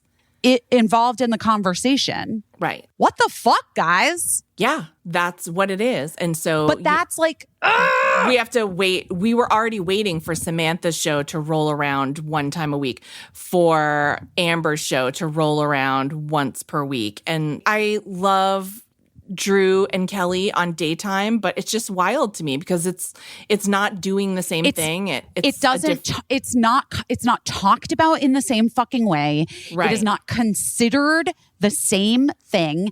And while those women for sure have bigger numbers than any of those bros at this point, for sure, there are, I would say, I actually am curious. Like, if you could figure out, because it's so hard to figure these things out now, but somebody could do it. Like, if weekly, like, who has the most viral? Right. And like, if Kelly or Drew at this point is like, outstripping Stephen Colbert. Outstripping Fallon or whatever, I would be curious about it. But it's just like but the way the things are discussed, it's like the way that how things are taken seriously. Yeah. Like people like that's what I mean, especially people get real fucking serious about comedians, you know? And like, it's such a fucking eye roll to me because it's like, it's just some dudes that have an opinion that stand up in front of people and say it. Like, that takes as much balls as what I've been doing my entire life, which is standing in front of groups of people who think I'm a fucking idiot and saying things and making them laugh. Do you know what I mean? Just because I didn't do it at the fucking Comedy Store, like, doesn't mean that it's any less impressive. To be honest with you, it may even be more impressive. Right. But my point being, like, these self-serious motherfuckers are all like, they're making it like all a part of like the conversation culturally. And then like, because 90% of like entertainment writers are also just like dudes. Right. Like, they're the ones that are like, oh man, this is really like, these are the guys with the vision and they've got something to say. And it's like, motherfucker, they're just like your proxy. That like, that's why you're pointing to it. Right. It's interesting. I feel deja vu. So I might have said this We got to stop doing that too. We have to stop doing that too. At saying like whether we said something on the pod. Okay.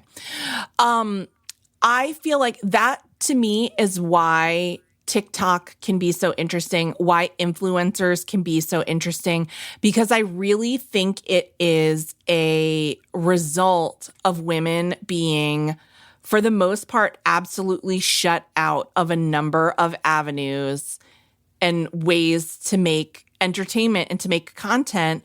And so at some point, young women who were very astute and like saw like, oh, this has never happened in the way I want it to happen for a woman. I'm not even going to try to run that ball up the field in that way. Fuck it. I'm going to be a YouTube star. I'm going to be a Twitch star. I'm going to be an Instagram Stories star. Yeah. I'm going to, that's well, that why, was obviously what happened for me. Yeah.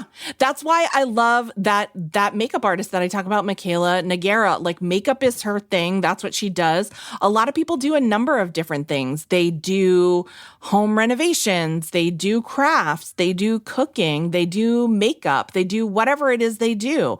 Color analysis.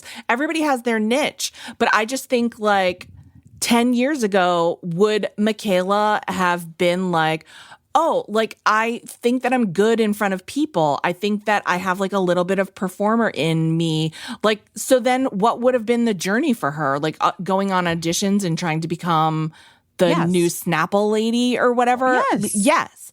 And so like, or an actress or like so many people that I know, or like me. And probably, being seen like 1/1,000,000th of the amount of effort that she was putting into like building this career. And so like this to me, like what she's doing is so much more effective because millions of people see what she has to say every day. We're voting with our attention and she gets to do what she loves, which is makeup. We get to know her personality and she's really, she's like you, very authentic and honest about who she is. And like the makeup to me is kind of secondary. I just like, there's something comforting about her personality and I think she's funny and I like to watch her and, and there's an endless buffet of these people that you can watch doing these things. And they had to build their own fucking thing because no one would let them get their foot in the door otherwise. And I think they just saw the writing on the wall. So I think that's like the main explanation for what we've seen happen with all of these women. And it's funny to me because then they build this whole thing and make a career and a platform in life for themselves. And like what happened to you kind of, then people come and like want to put it on TV. Like it used to be that you'd be nurtured as a talent and like television would help you build up and build your platform. And that's not happening anymore. You had to build your own thing. And then TV like sees how successful it is, wants to get in on it, comes to you and says, can we take this thing and put it on TV? It's going to be great. And it's tempting because that's what you've wanted your whole life, right? And then you just get a million notes about how you're not doing it right and how everything you did that made you wildly successful on this other platform where there are no barriers to enjoying it, like everything you were doing there that people were voting for with their attention and their hearts and their likes and everything every day. Then when you try to put that on TV, people are like, nobody likes that.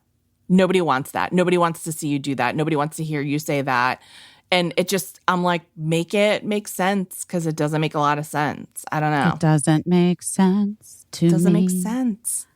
It doesn't make sense to me. Well, I know. And I'm like constantly trying to figure out how you and I are gonna hack the system, especially when I am currently having my money issues and, and unsure about the future of my job, my day job. Your day job.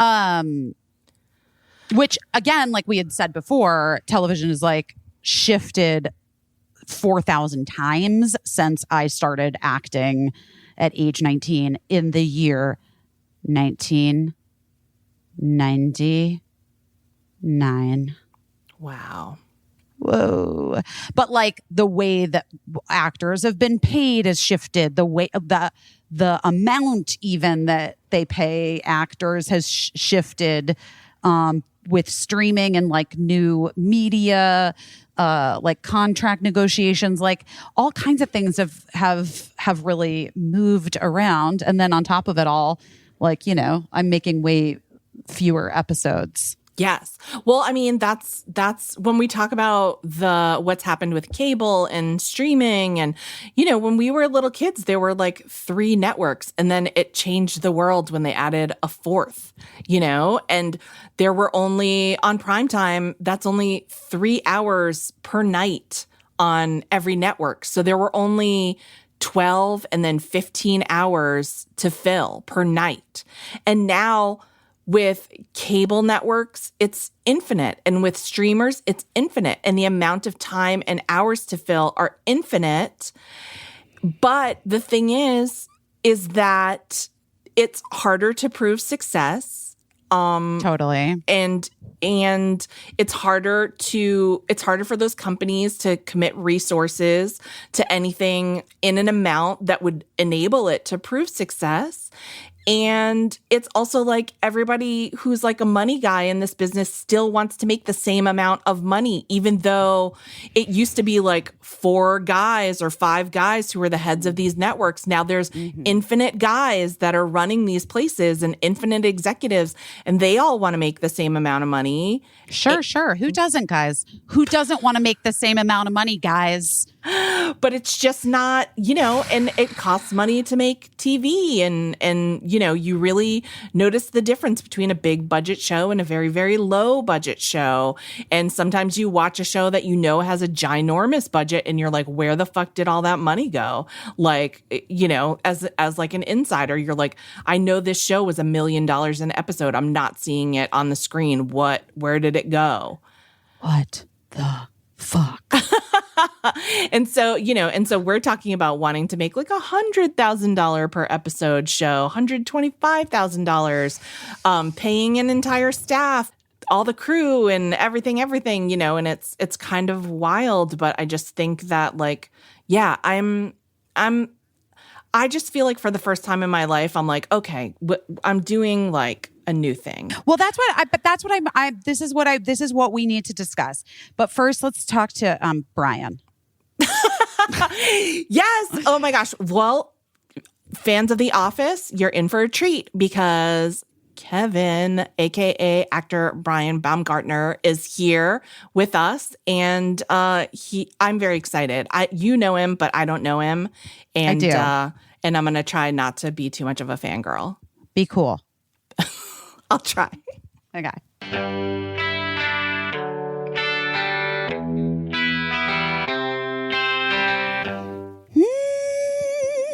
Hiya. I told you the story about when I took. Yes, I've told this story in talking about these vitamins before. Tell it again. I got scared off from children's vitamins many, many years ago when I was like really diligent about giving baby Birdie their chewable gummy vitamins in the morning that I bought at like a health food store. So I thought. And then the dentist said that Birdie had 10 cavities at age 4. Oh my gosh. And it was truly a nightmare. And then Birdie's friend also had like 9 cavities because of gummy vitamins. And then I was like, I'm never giving my kids vitamins again. But that's like not I went the other extreme, but I got to tell you now Hiya is around, and it's honestly why Hiya was created. It's a pediatrician approved superpowered chewable vitamin. Most children's vitamins are filled with like at least 5 grams of sugar and can contribute to a variety of health and dental issues. Hiya is made with 0 sugar, 0 gummy junk, but it tastes great. My kids do not complain. Good for picky eaters. And it fills in the common gaps in modern children's diets to provide the full body nourishment our kids need with a yummy taste that they're great with. It was formulated with the help of nutritional experts, pressed with a blend of 12 organic fruits and veggies, and then supercharged with 15 essential vitamins, guys, just vitamins, and minerals, including D, B12, C, zinc, folate, which is very important for their little brains, and many others to help support immunity and energy and brain function and mood and concentration and teeth and bones and growth and more. It's non-GMO. It's vegan. It's dairy-free, allergy-free, gelatin-free, nut-free, everything else free you can imagine. Only has the good stuff. And it's designed for kids of all ages. So, maybe you take one. And it's also sent straight to your door. So you have one less thing to worry about remembering to pick up at the store. Exactly. My kids love it, and they had fun decorating their little Haya bottles with stickers, the like reusable bottles. I appreciate that that's also like, it's like a low waste packaging product with a reusable vitamin bottle that they get. Yeah. And we've worked out a special deal with Haya for their best selling children's vitamin. Receive 50% off your first order. What? That's a big deal. That's a big discount. It is. To claim this deal, you got to go to hayahealth.com/busy. This deal is not available on their regular website. So go to HIYAHEALTH.com/busy and get your kids the full body nourishment that they need to grow into healthy adults. Hiya!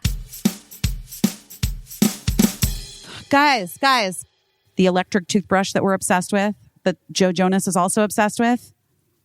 Bruche. I just bruished my teeth with it earlier. Before we got on this call today, I bruished my teeth. I'm not going to lie. The reason I love my brush is because it's purple and it's so cute, but it also does an amazing job brushing my teeth. I love the different settings. I love the magnetic charging station that charges for a full 30 days. So for instance, I've been traveling, I did not travel with my charging station, even though it's actually not that big. I could have just thrown it in my suitcase. Lord knows I threw everything else in. But you don't have to. But I don't have to. Just one thing you don't have to worry about. And I put it in its little cute, sleek travel case that it comes with. And like, I was ready to go.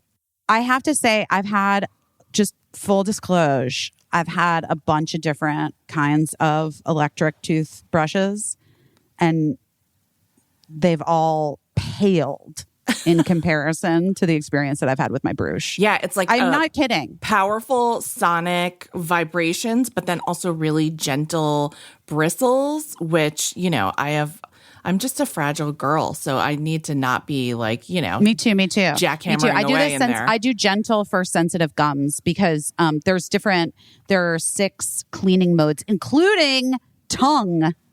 Perfect. You can do your tongue, which is amazing. And there's a quad pacer, so it'll do 2 minutes for you, and it will like pace you out. So it pauses every 30 seconds. So you're like, okay, now I'm done with that section of my mouth. Because I, always spend too much time brushing the front of my teeth, and I spend less time in the back. And now with my brush, I really feel like it's all happening for me. Equal. So guys, there's a subscription plan. You can purchase brush, and every 6 months they ship a 3-pack of replacement brush heads to your door.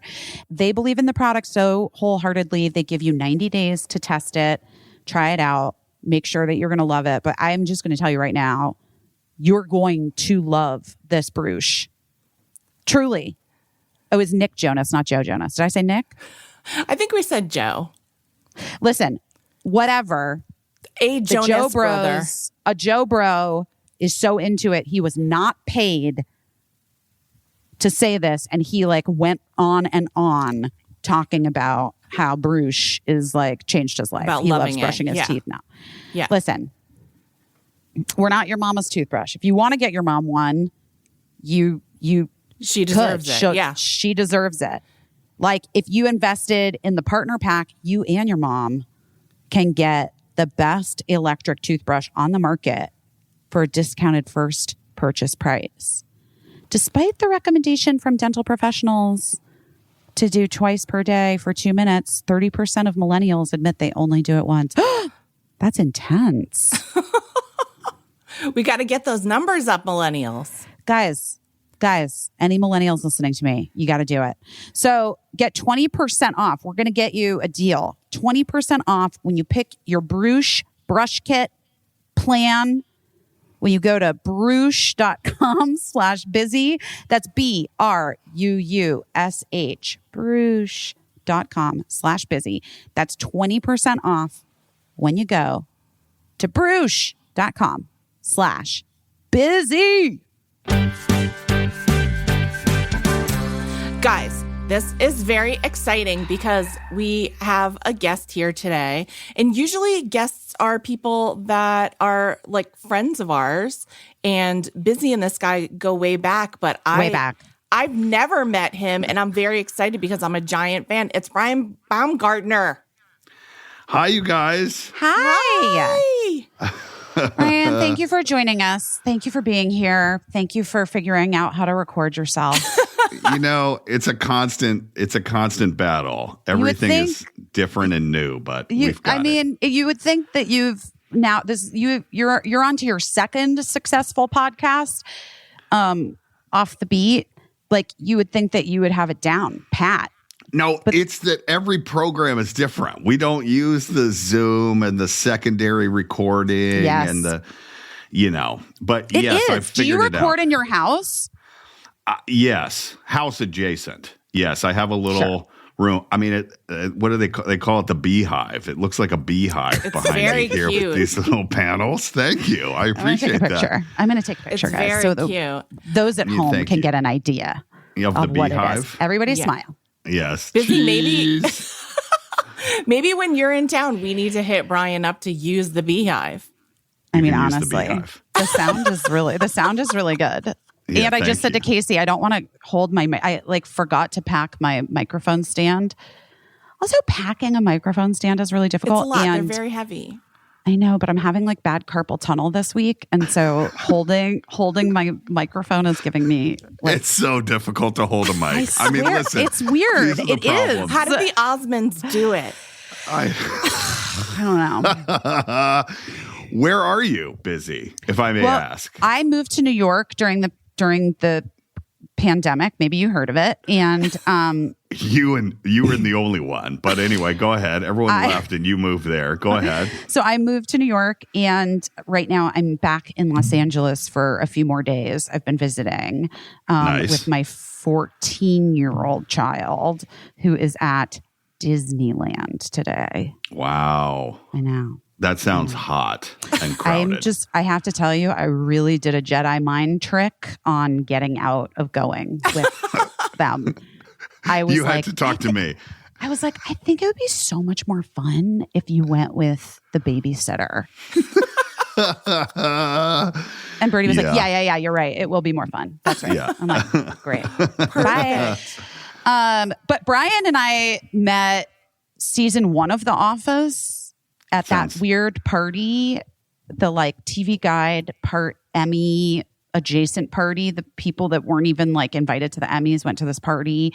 And it's where Angela and what's wrong with my brain? Angela and Jenna. Jenna. You guys, what's wrong with me? Angela, just my friends. Just like I'll text her right now and be like, just FYI, I forgot your name on my podcast today. Angela and Jenna and I was on this weird sitcom on UPN. Do you remember this, Brian? I do. Keep going. I can't remember what you were on at the time. I was on a UPN sitcom called Love Inc. and I had red hair. Yes. There are pictures online of us from that party, you included. Really? Yeah, because you and me, like Angela and I have talked about it for years because we ended up having babies like 2 months apart. So her daughter Izzy and my kid Birdie are like same age and they were babies together and stuff. But and you guys lived in the same neighborhood or a neighborhood adjacent, right? I mean, not really, but like we had so much, like when you have little babies and you're working on television shows, it's like right. You have a lot of common ground. But anyway, so but we sat at that. I remember meeting you very clearly. We sat at that this table at this weird party, and we were basically all of us roundly ignored by everyone else at the party. And you were very kind to me. And I mean, I got to be honest, I don't even think I had watched The Office yet at that Thank you so moment. much. Thank you. I appreciate that. The honesty. Well, The Office must have been very, very new. It was its first season, but also it was like The Office was a little bit of a slow burn, I would say, in its very fandom. Slow. That's right. No, and well, everybody. To be more specific, everybody hated us. Yeah, that's when we started. That's not for me to say, but okay. No, because we weren't the British version, and we were on the show that everyone thought just shouldn't even be made. So, I mean, that was the Hollywood in quotes. I always hate that, but I don't know what else to say. That was what the Hollywood people thought, and then the rest of the country just didn't know we existed. Right. So yeah, no, it was definitely a slow burn. I mean, it really wasn't until part way into the second season that things started to pick up. Wow. And pick up they did. Yeah, I was going to say continue. The Office became quite popular. Is that correct? Is that accurate to say? Yeah, but you know what's insane, which has led me and others to dive back into it, is that honestly, we were the number one show on NBC. Right. For most of the time we were on after this introductory period. Yeah. But we weren't like Friends or Seinfeld. Well, because it was actually the beginning of the end of that era. Yes. Because cable was expanding, and like pay cable was expanding, and networks were expanding. But the big main networks like didn't have their heads wrapped around it yet. So they like considered you a modest hit, right? That's right. But you were like a runaway hit. If they Yes, but even in like the cultural zeitgeist, and I'm not complaining about this. I think there are a number of reasons for this, but like we weren't Courtney Cox and Jennifer Aniston on the cover of Vogue, like switching off every other month, or Cosmo, or like we didn't have that sort of mainstream, media machine kind of behind us, kind of regenerating. And so my point about that is that yes, the show became big, but what's crazy is over the last 4-5 years, it's taken on a height that it never even did when we were actually filming the show. I keep hearing so much about how people have comfort watches for, the one way that people deal with anxiety is watching something that they're already familiar with so that nothing surprises them, nothing can devastate them. And I would say, even though it's not measured by Nielsen, The Office seems like it's probably the number one comfort watch. I mean, I certainly hear it a lot. I mean, like to a crazy degree, that people searching me out and not just anecdotally telling me this, but having a great need to tell me about a difficult time that they went through and how The Office helped them get through this difficult time. I think that, on the surface, the show is subversive. Obviously, Michael Scott and other characters are not particularly nice. But I think that the overall message of the show is one of inclusion and love, not to get too cheesy. And ultimately, I think what was revealed in the last episode is that it was a celebration of ordinary people doing ordinary things.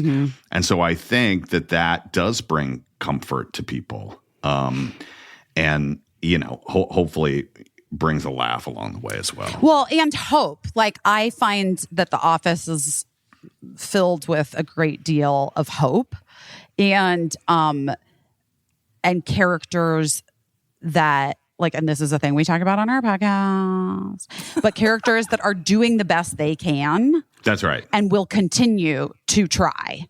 Like, even when it all falls to pieces, they will try again.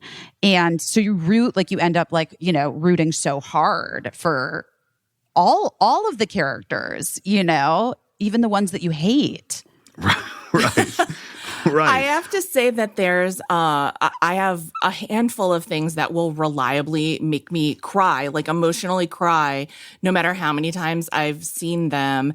And this one makes me laugh and cry when Kevin drops the chili. Well, listen, it's so interesting that you just brought that up, because I was just about to bring that up after what Busy just said. I think now this is a new theory for me, right? And of course, I hope that it's funny because of the amazing physical comedy skills of the actor who portrayed Kevin Malone. Sure. But I think that why that moment has now resonated and in some ways taken over the show is because that moment is emblematic of what Busy just said. Yeah. It is about an ordinary guy who does one thing really, really well, is proud of it, wants to share it. And then, of course, he screws it up, right? He screws it up. But I think that it's about the trying, right? It's about the doing. And you imagine that next year, 1 year later, we don't see the success, of course, on the show. That isn't a laugh, but that he's going to bring it back in and he's going to share it. And that there's a part of it that I think that representation, people who come up to me, because by the way, that moment is mentioned a lot on the streets of wherever. And they're like, just on the streets. That is so, when people are like, that is so hilarious. That is the funniest thing ever. I actually think, secretly, I don't bring it up, but like that there's something wrong with you. Like if you can't find some, humanity or like empathy in that moment, I think you've kind of missed the point is what I'm saying. It is no exaggeration that I believe, and Busy can tell you because I said this before we even knew that you were coming on the podcast. I think that you deserve an Oscar for that scene. And I also think that you can and will win an Oscar in the future for something that's eligible. I mean, if you haven't seen Kevin drop the chili, I don't know how you missed it, but go and watch it and tell me that that's not one of the best bits of acting you've seen in a long time. It's incredible. Well, that's so nice. Thank you. If you have a project in mind, let me know. I'm certainly looking for something eligible. Thank you. I mean, look, I never knew that moment would be what it is today. It was one of those weird late night shoot thing. Of course, everybody else is gone and I'm there by myself and, shooting that, which was rare on the show in general. And, we rehearsed a lot. Obviously, it was going to be a messy cleanup. And you can't do that. You can't do that too many times. No. You can't do too many takes. I'm proud now because I get asked a lot. I'm proud now to say it was one take. Wow. Because of what it's become. That's amazing. I'm very proud. I don't know if we could have done it again. There were a lot of plans in place that I don't think fully anticipated the mess that was going to happen. But yeah, no, I am continually shocked and amazed by how that moment has lived on. I love that. You and Busy have something else in common. You're both what? High school competitive speech givers. Speech and debate. Oh, what did you do? I did interp prose. Oh, you did prose. Yeah, I didn't. Was that rhyming? No. I didn't do rhyming. No, I didn't do rhyming. Wait, what did I do? I did dramatic interp. Sorry. Okay, sorry, guys, I'm 43, Caissie. I didn't even know you were going to bring this up. I was like, what is I won state. I won state in dramatic interp in Arizona. I didn't do any of the debate ones. Right. I only did the acting ones. Well, I don't know if Caissie is bringing this up because it's just this just came out. I would be doing exactly what you're doing, Busy, except I play every year in this golf tournament. I've played for the last 15 years, this American Century Golf Championship in Lake Tahoe. It's televised. It's my favorite week of the year. It's the hardest week of the year for me. And on the second day, after the first, they introduce you on the first tee. You're nervous. My hand's shaking. I'm like, please don't kill someone with this first shot. And they're introducing you, right? But instead of like professional golfers, they're introducing you with your, like a 10-second resume. Of course. After the first day, they start fucking around with you, right? So my introduction on the second day was something like, this man participated out of the Westminster schools in high school in dramatic interpretation and made 4th place at the Nationals in blah, blah, blah. And my head like jerked around and I was like, where did you find this? And someone just wrote an article about this or like posted some ad for signing up for speech and debate. So it is currently running. There's a photo of me. I look like I'm 12, full head of hair, standing on, I guess, the national stage. Because afterward I was like, where did you find this? And they were like, the internet is a powerful place. And then afterward I went back up to him and he showed me his phone where this new ad had come up. So yes, I came in 4th in nationals in dramatic interpretation. Okay, so but what year? I feel like we're kind of the same age. I'm a little bit older because you just said your age. I'm 43. I still have a 4, but I'm a little bit older. Okay, but I did it. It was my freshman year of high school, but I don't remember what happened, why I didn't go to nationals. I was probably doing drugs. Did you choke? No, I literally was probably just like doing drugs and like was like, I think I'm good. I don't think I need to go to nationals. I don't remember why. I'll have to ask Emily Beebe, who is my speech and debate BFF and remains my best friend to this day. But what was your piece about? Do you remember? I remember my piece very well. My piece was primarily a comedy.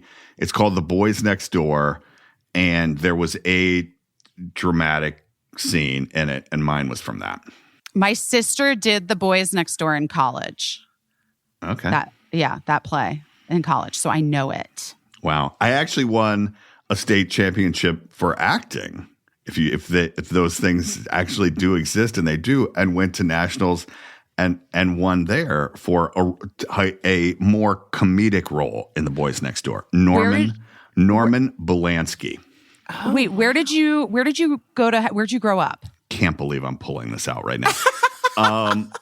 I went to Atlanta, Georgia.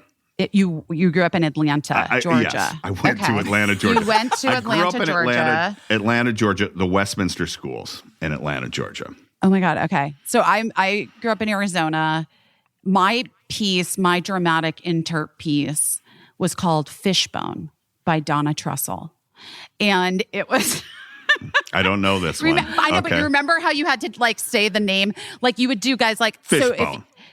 Fishbone by Donna Trussell. Yes. And then you would like turn the pages at like very specific moments and like you would use the book. Did you have that too, where you were holding a book? No, I memorized for yours. Mine. In our rules in speech and debate, you had to like be holding this binder, and that was like part of the whole thing. Part of the choreo. You held these like little black binders, and then you had to like turn the pages. But yeah, you had to be memorized. If you weren't memorized, you forget it. But like, right. It was all this super bizarro thing that like if people didn't participate in it, it's hard to explain how weird the speech and debate competitions were. Well, you're playing multiple. I mean, the other significant thing is you're playing multiple characters. Yes.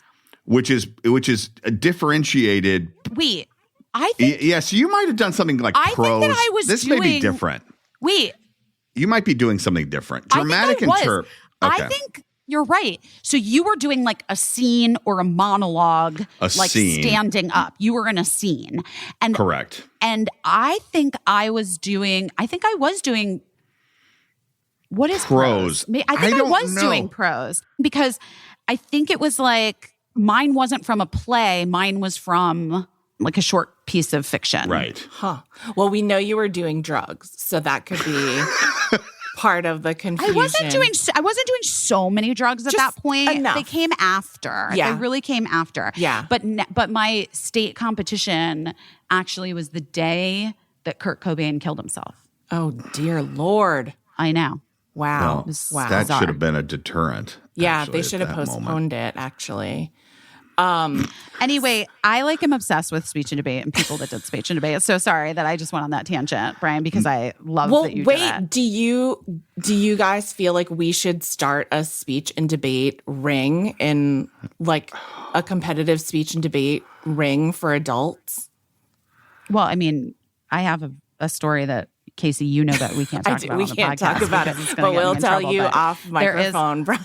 Brian, I can tell. I'm just going to tell you really fast, and just editors, just please know that you have to cut this out. Josh, please, you can't keep this in. I'm going to just say it one more time. You cannot put this story in.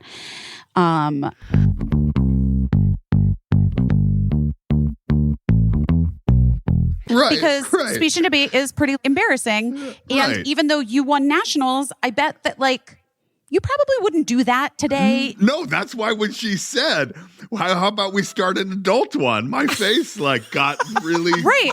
internal. And I Right. was thinking, there's no fucking way that I would do this because now. it's so embarrassing and cheesy Yes. and dumb.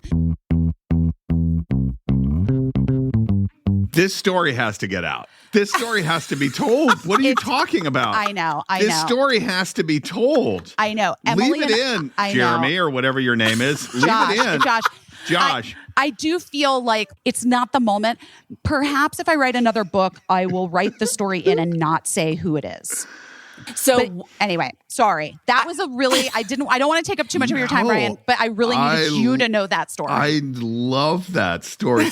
And I love how you were just so committed and sure. I was like, oh my God. Oh no. Oh God. Oh fuck.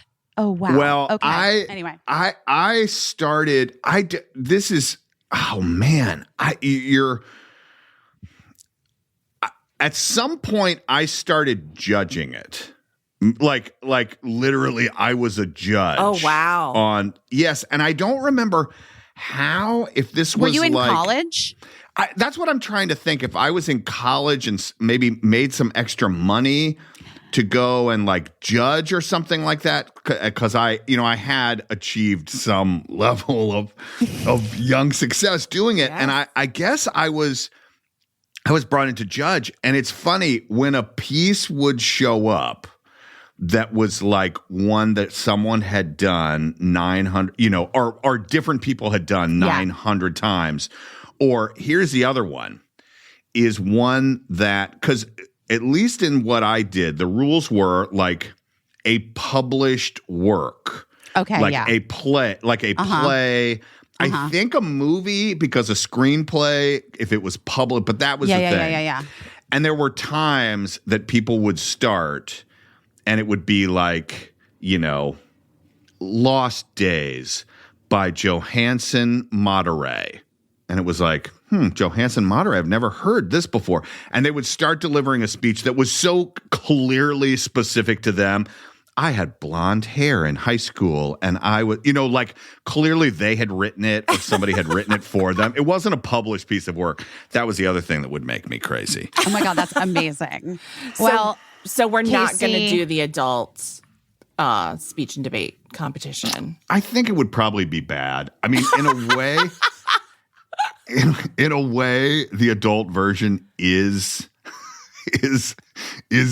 acting in film and television and playing twins. It's true. Really? It's I mean, true. that's kind of the idea. Yeah. It's a good point.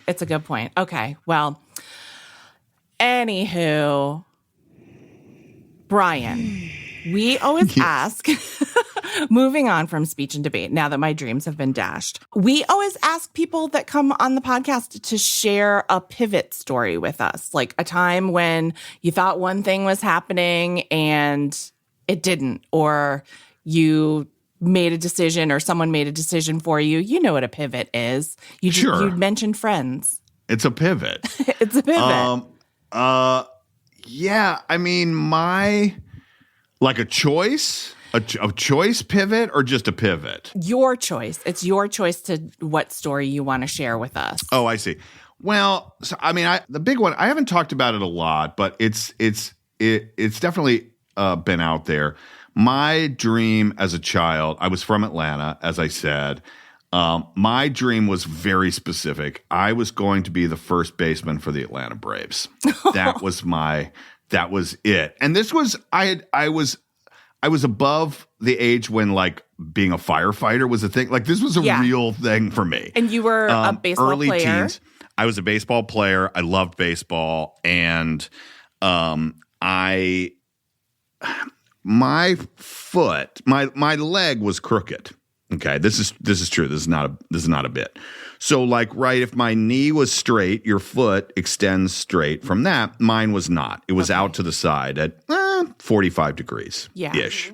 Mm-hmm. And I could have lived a very happy, healthy life and never did anything about it. I think I had some braces on my leg when I was very young, trying to straighten it out a little bit. Anyway, but because this was my dream, I was an athlete and I wanted to be the first baseman for the Atlanta Braves. I had an elective surgery, which was they went in, they kind of cut the bone and arranged the leg, put some pins in there. So basically they broke the leg to arrange it better. And then they would go in, I don't know, 9 months, a year later and take the pins out and everything would be good.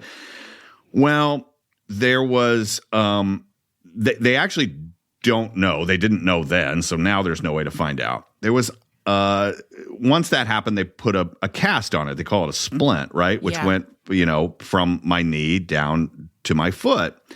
And there was either a chemical mismixture in this material that is or it was very hot and my foot was propped up.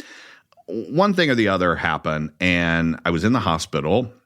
And I was supposed to be there a few days, recovering. And I kept saying, I'm having pain. And they were like, just give him some more morphine. Right. And then the next day I was like, I'm having some pain. And eventually, after several days, they were like, oh, well, something doesn't seem right. He shouldn't be feeling this. And they cut the splint off. And at the bottom of my leg, at the Achilles tendon, there was a hole that had burned through, basically all the way through because of some chemical mismixture or something. And so I ended up being in a wheelchair for an extended period of time and then a walker. I had to relearn how to walk again. And I continued to play baseball a little bit, but it was a very long recovery. And essentially it was that dream was no longer going to happen. But I had always been an active kid and played basketball and blah, blah, blah. And so I needed something to be active. And so started to get involved in theater and speech, really just to like have something to do. Right. It wasn't, I don't know how to say this, but it wasn't like culturally that was my group or whatever. It was really about the activity and thinking that I was just doing something.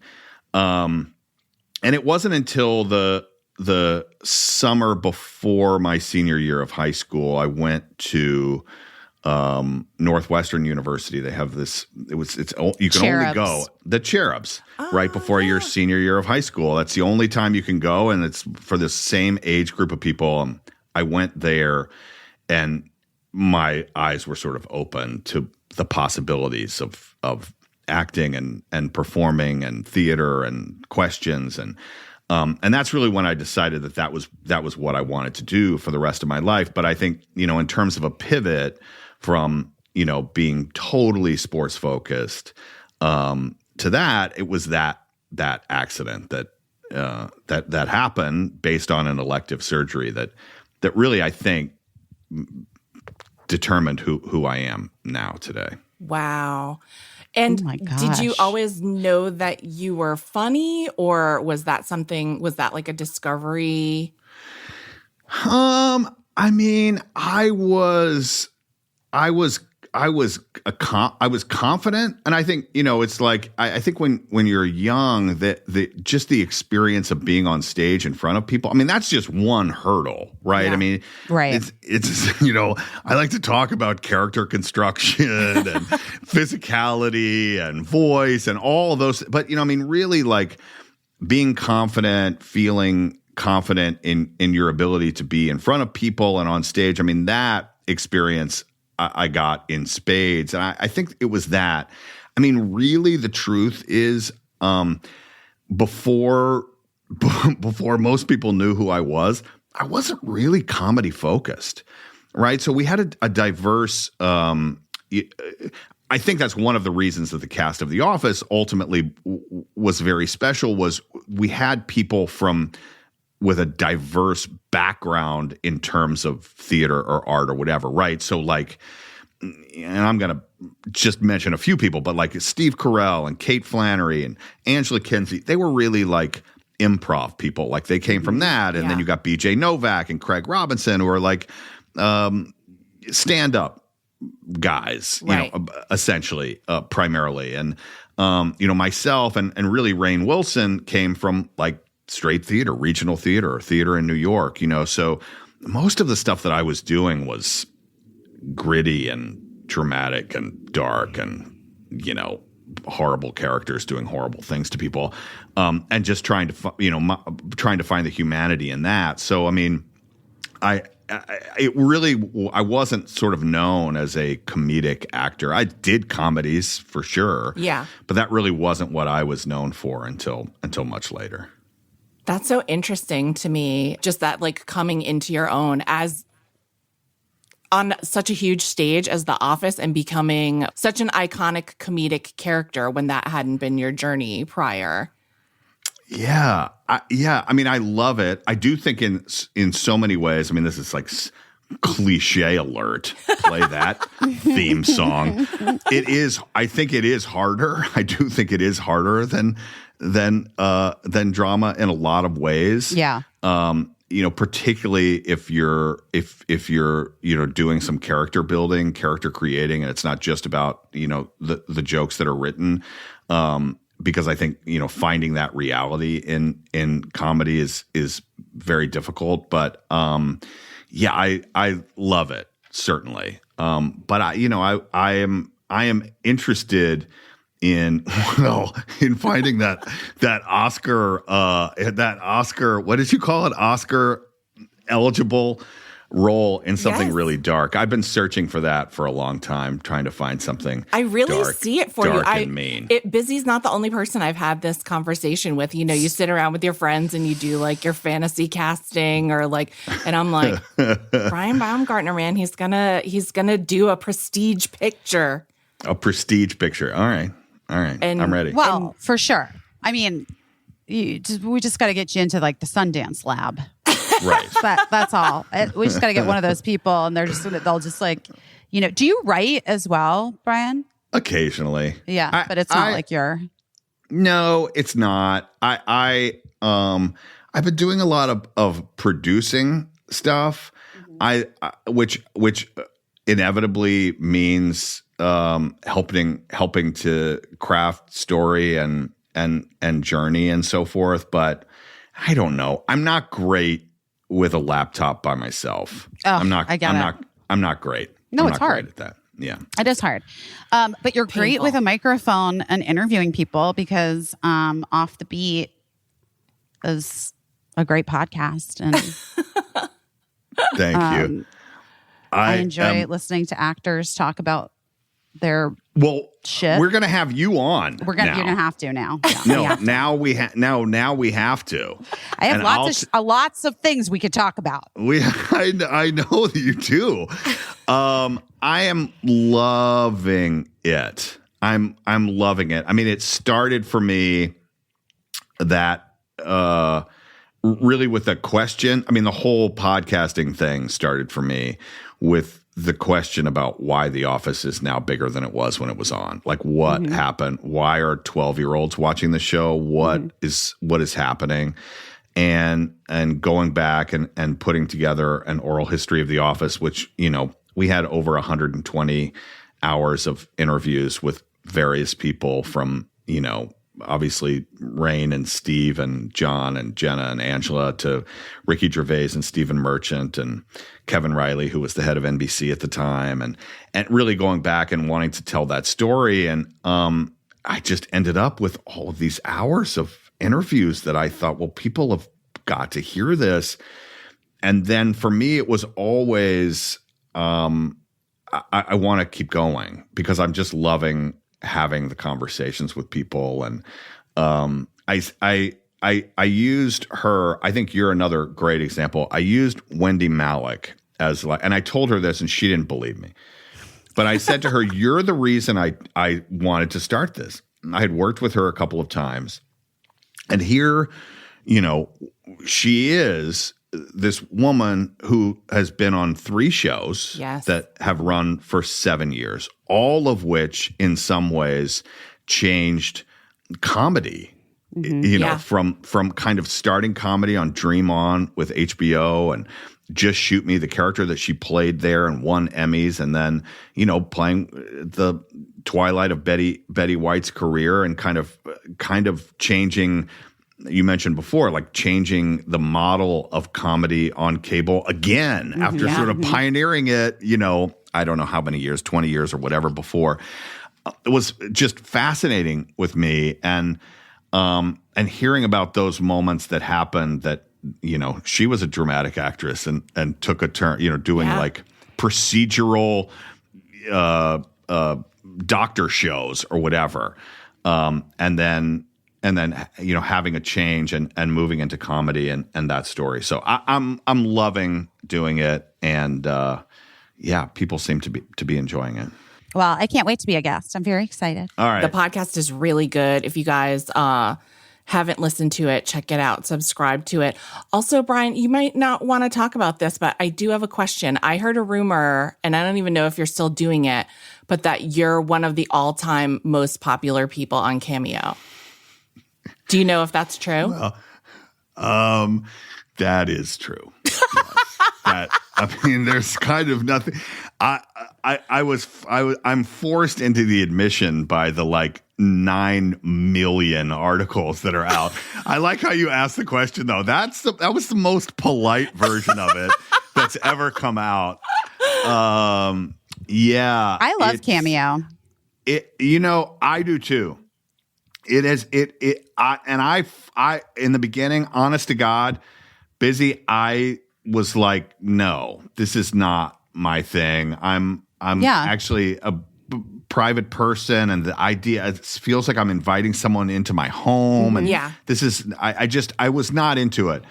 But I tell you, I don't know how you think about it, but here's where I'm at with it, and I feel like it's worked. I don't think it's about me. I don't think it's about me as a celebrity or even as an actor on the show. Here's what it is. It's about 2 people, or at least one of those 2 people, who are desiring a connection with another person. A father and a daughter who's away at college, or a boyfriend and girlfriend who's traveling, or whatever it is. It's 2 people who want to have a connection, and they have a positive comfort. That was a word we used before. Feeling about the show. I think the character of Kevin Malone is sort of accessible to all people, which is part of the reason, I think, just for me specifically, the success, right? 12-year-olds really think Kevin's funny. And so, but I view it as I'm a conduit to a connection between, that has to do with a memory that these 2 people have about the show or the character or whatever.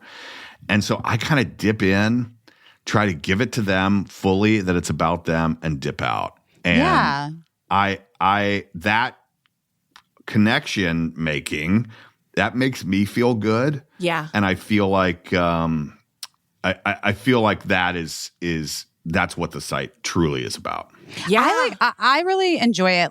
I started doing cameos during the pandemic, and I was like, I'm going to raise money for whatever, some charity things. And like, I continue to go back to it and do it because I really like, like being a part of a connection between two people is really sweet. Mm-hmm. And I also think it's just like this sort of, it is a really nice gift. Like you get to say like, oh, Caissie, your husband, Matt, says that you're this and this and this and this. Like, I want to hang out with you. Yeah, you know what I mean? yeah. Like, you sound incredible. And he obviously adores you. You know what I mean? Yes. Like, it's like so sweet the way that people describe their friends, the way that, or their loved ones and like their family members and what they're hoping, like, yes, I don't know, for them. Yeah. And it really has just, it makes me actually, it gives me like I said, like we started this with, it gives me hope. Yes. No, it really I does. think I totally agree. And I'm like, I was snobby about it too. I'm not snobby anymore. yeah, no. And you know, I was saying this to somebody the other day. I've never said this. You know how if you have a friend, mm-hmm. right? I'm going into like deep human psyche. We got to get into it. We got to get into it. Get in there. Yeah. You have a friend, and they are having a baby, and they're going to do a gender reveal. And they come to you, Busy, and they're like, "We want you to reveal this in some way. Okay. You know, you take the piece of paper and make the cake, or you know, shoot off the red or pink, or the blue or pink or whatever it is. I like red. Red or pink. That would be so confusing. A red one comes out. What does that mean? But like that would make you feel so good, right? Like a friend comes to you and they're like, "Oh my God, yes, of course I will do that for you. This is so great." And now you know the secret before they do, and it's like awesome. I do gender reveals all the time on there. You do? Yes. That's amazing. And I'm like, I love it. I'm like, yes, this is so fun, and I can kind of fuck with them and go one way or the other, you know, and it's like, and I know I love it. Those messages, especially, I know they're just sitting there going, just say boy or girl, just say boy or girl. Wait, I love that. You know why I like that? Because it's not dangerous and no one dies, because so many people die in other forms of gender reveals that yes. We just need to keep it safe. Just fires. Go to Brian and get it that way. Yeah, just do that. Guys, you heard it here first. Yeah, there's a lot of things like there's that. There's a level of trust that you're like a trusted friend. Yeah, to these it's really people. sweet. Yeah. It's really sweet. I love it. Okay, great. Guys, now we know. Now you know. Now we know. We're on the same page. Get on Cameo. Check Brian out there. Check out his podcast. You're such a delight, Brian. It was so good to see you. Thank you for coming to hang out with us. Yeah, and good to see you. Yeah, and I need this photo, Busy. I need this photo of us. Okay, I'm gonna find it. I'll find it. Circa 2005, 2006. It's in probably the same place where they found out about your speech championship. It's probably on the same page. It's probably there. I'm gonna search it. I'm gonna find it. My God, you guys, though, 2005 literally looks like 1989. Just FYI. Yeah. Just so you know. Just a different world. It looks like. Yeah, it looks like we're like, I don't even understand. It's going on 2 decades ago. Wow. That's Hold so on. rude I have to. I'm going to find it and I'm going to email it to you because. Yes, I need to see the photo. I think it's Angela, you, me. Jenna is her name. The one you couldn't remember before. Swear to God. Oh my God. You guys, if you tell her. You told her. I know. Okay, I'm going to find it. I'm going to find it and we're going to send it to you and possibly promote the podcast using it. This is no, I'll do the same thing. Are you kidding? Okay, Brian, go. I'm sending you this. I'm going to find it. I'm sending it to you. All right. Thank you guys Thank you guys so much. Busy, I'm going to talk to you soon. Okay, I would love it. I can't wait. All right. It was such a pleasure Let's to do meet it. you, Brian. Thank you for making time for us today. Thanks so much, you guys. Okay, talk to you soon. Bye. All right. Oh, Brian. I can't find that fucking picture. I can't. Can't I've been find looking. it? I've been looking. I can't find it. I also I'm not sure if it was taken by someone in the party or like literally on a roll of film. Oh, it Do you know might what I have been mean? like an actual snapshot that someone has in a photo album. This is what I'm saying. Not or like it was like a printed out photo that I have somewhere in a box. Oh my God. Well, it's just those were the times. Those were the times of actual pictures. yeah, like People if had cameras. yeah, if you wanted to go viral, it involved photocopying and telephone poles. I mean, Cobra Snake, guys. The Cobra Snake.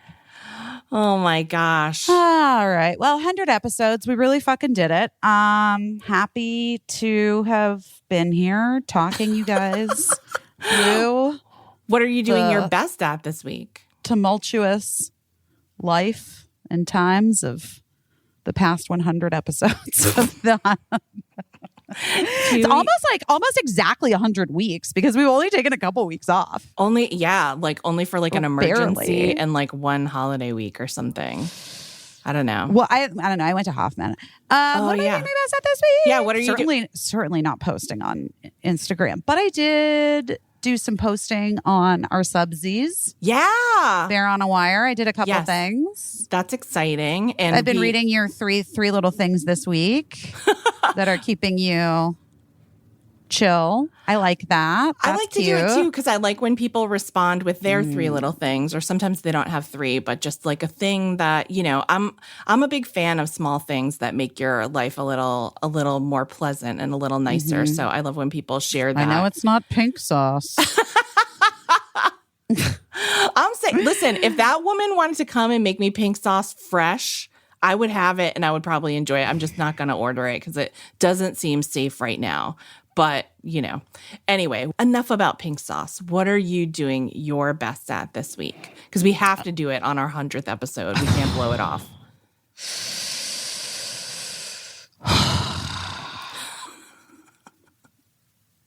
It is the new moon in Leo. Yes.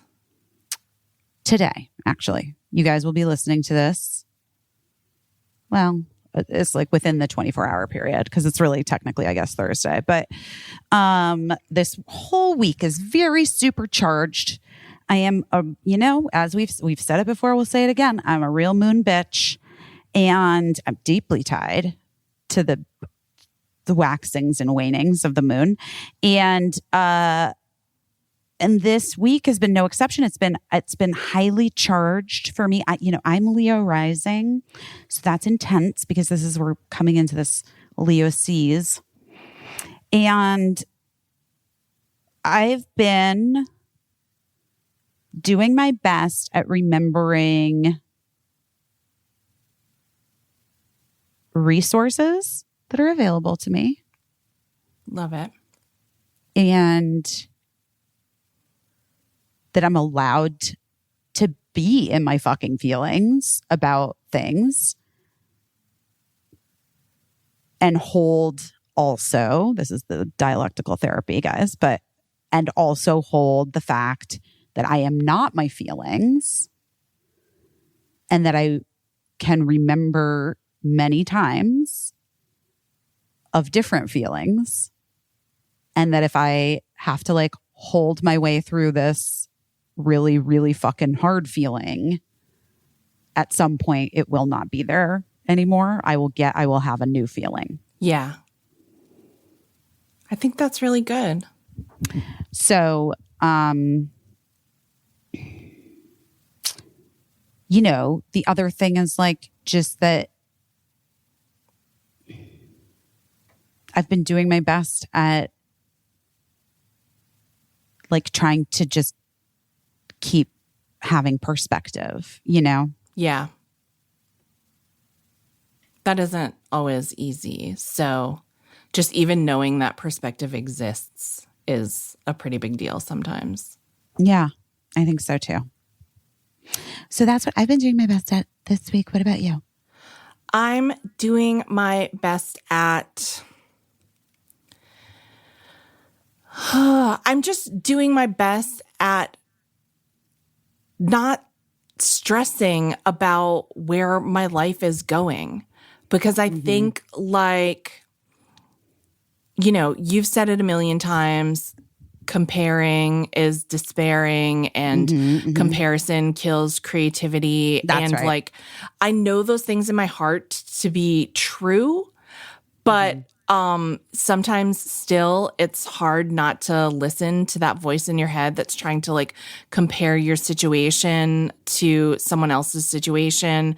And I just have had like a real realization lately that it's pointless because I'm never going to have the same situation as someone else. Even if I was given the gift of being able to like be in someone's situation, it would then be different because I'm a different person and I would handle it differently and I would feel different pressures, you know. So it's just, I've realized that thinking that way is kind of pointless. And also just that like nothing is ever a sure thing, and that like a lot of people, you know, well, a lot of people that I'm sort of like, oh gosh, I wish I was in the position that they're in. Like now suddenly they're in a different position, you know, and it's just the way that life goes. And we've all been really lucky, in people in my life.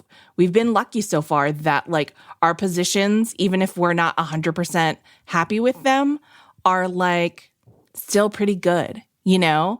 And so I feel like doing that has enabled me to be a lot more, I don't know, just more pleasant. Like I've just been trying to hang out with people more, or like, you know, if somebody needs something. I mean, I'm constantly offering to help people, but I feel like recently people have been more accepting of help. And I feel like that's just where everybody's at. But I've also been asking for help. And I just think like it was kind of that letting go of that like last little bit of armor, or like that last little bit of just like comparing and despairing, has enabled me to just like be in my own life more fully and be like, yeah, this is like how it is right now. And I could really use a hand with this, or I could use your advice on this. And that's a way that I haven't been open maybe ever in my life. So I feel like it was just letting go of that last little, like, I mean, I guess pride is like is the right word for like letting, you know? You know, I guess honestly, I've just like lost all my pride at this point, and I'm just like, just fuck it. Can anyone help me? Fuck it. No, I'm but when like I say pride, you know what I mean? Like, like pridefulness, like a deadly sin. I'm just teasing you. I'm just teasing you. I think that, you know, because pride can be like a hard thing. I mean, like a literal hard thing, like a hard shell. And so when you let it float away and then you're like showing your soft parts, then I'm able to like be vulnerable with my friends, and I think that makes people more apt to be vulnerable with you. And then just overall, that's like a deeper, better friendship and relationship. And I feel pretty good about that because, you know, I know it's everyone's instinct to like cover up with this hard shell and be like, everything's fine. I'm doing great. And I'm so happy for everyone. And I'm, you know, invulnerable myself. And it's not the truth. So yeah, I mean, it's hard for me. It's interesting. Like I clearly don't tell people I'm okay when I'm not at this point, but, can you imagine?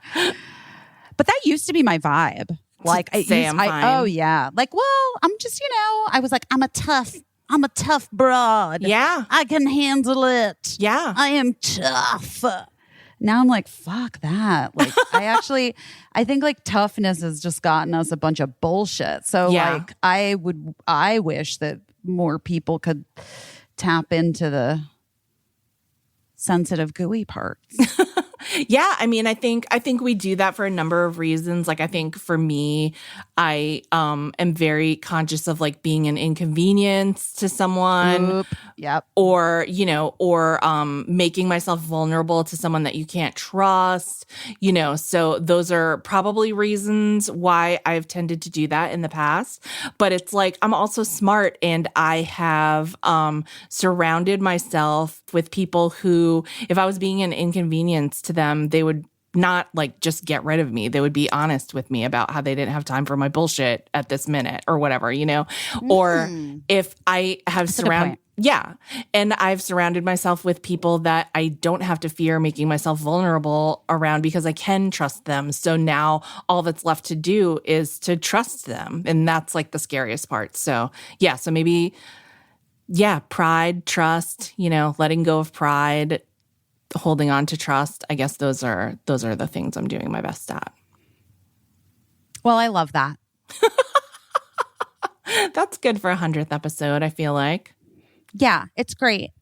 Oh, it is fuck. Great. You know what we didn't talk about at all? No. What we both did our best at together. Oh my God! This is, I swear to God, you guys, someone should take this fucking talk show away from us. Oh my God.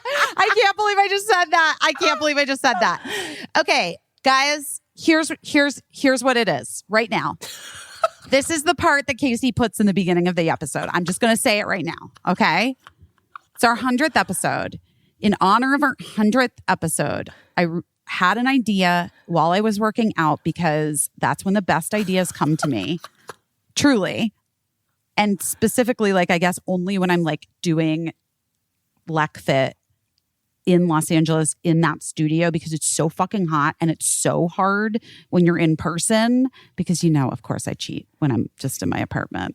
I mean, half the time I don't even finish the fucking thing. Which, I mean, I think I just discovered why your joints are swollen, but whatever, go on. You can't see me, guys, but I'm giving a face.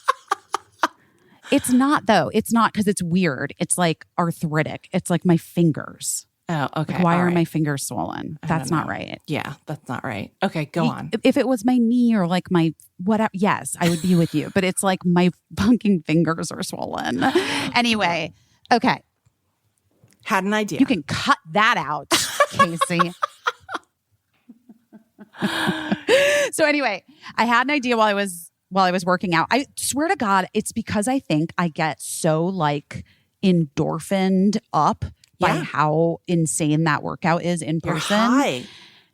That just all the, like, my brain is just open to all the good ideas. So anyway, I call Caissie and I'm like, I have this idea. After the workout, I was like, wait, first of all, I texted you and I was like, do you have a minute? And you were like, for what? And I was like, oh, just to talk. I had some ideas. And you were like, yeah, I'm here. So I called Caissie. I don't know. I needed it to be like special. Yeah. Do you know what I mean? A run up. Okay. So the first idea was the entrepreneurial idea that we are working on, but it's not, we're not going to pink sauce it. Yeah. That's number one.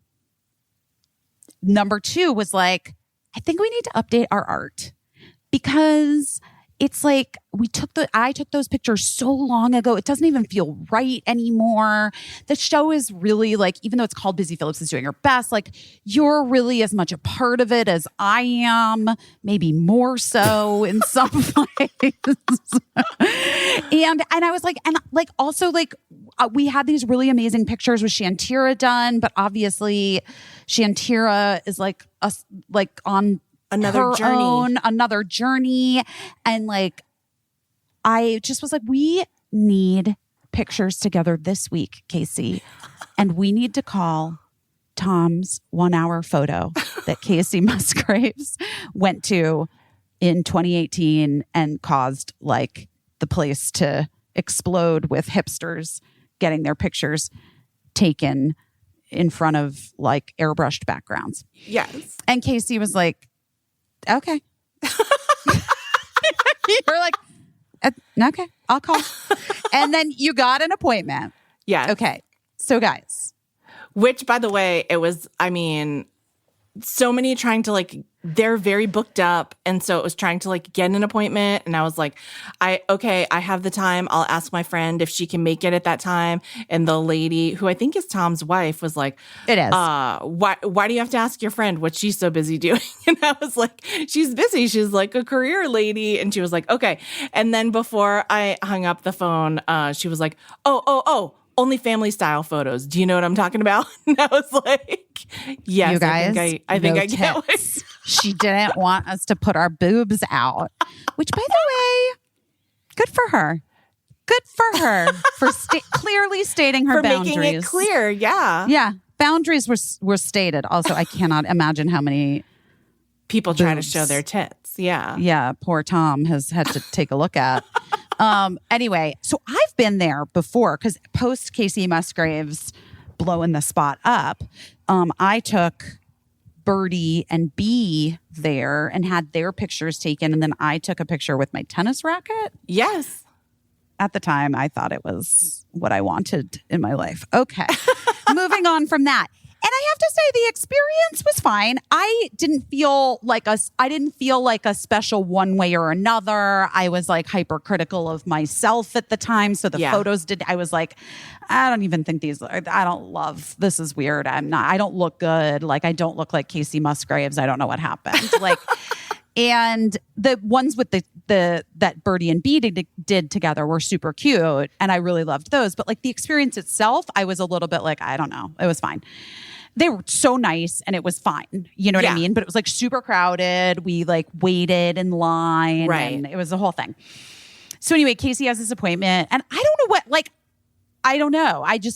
It was just the vision that came to me in my workout. I don't know, guys. I don't know.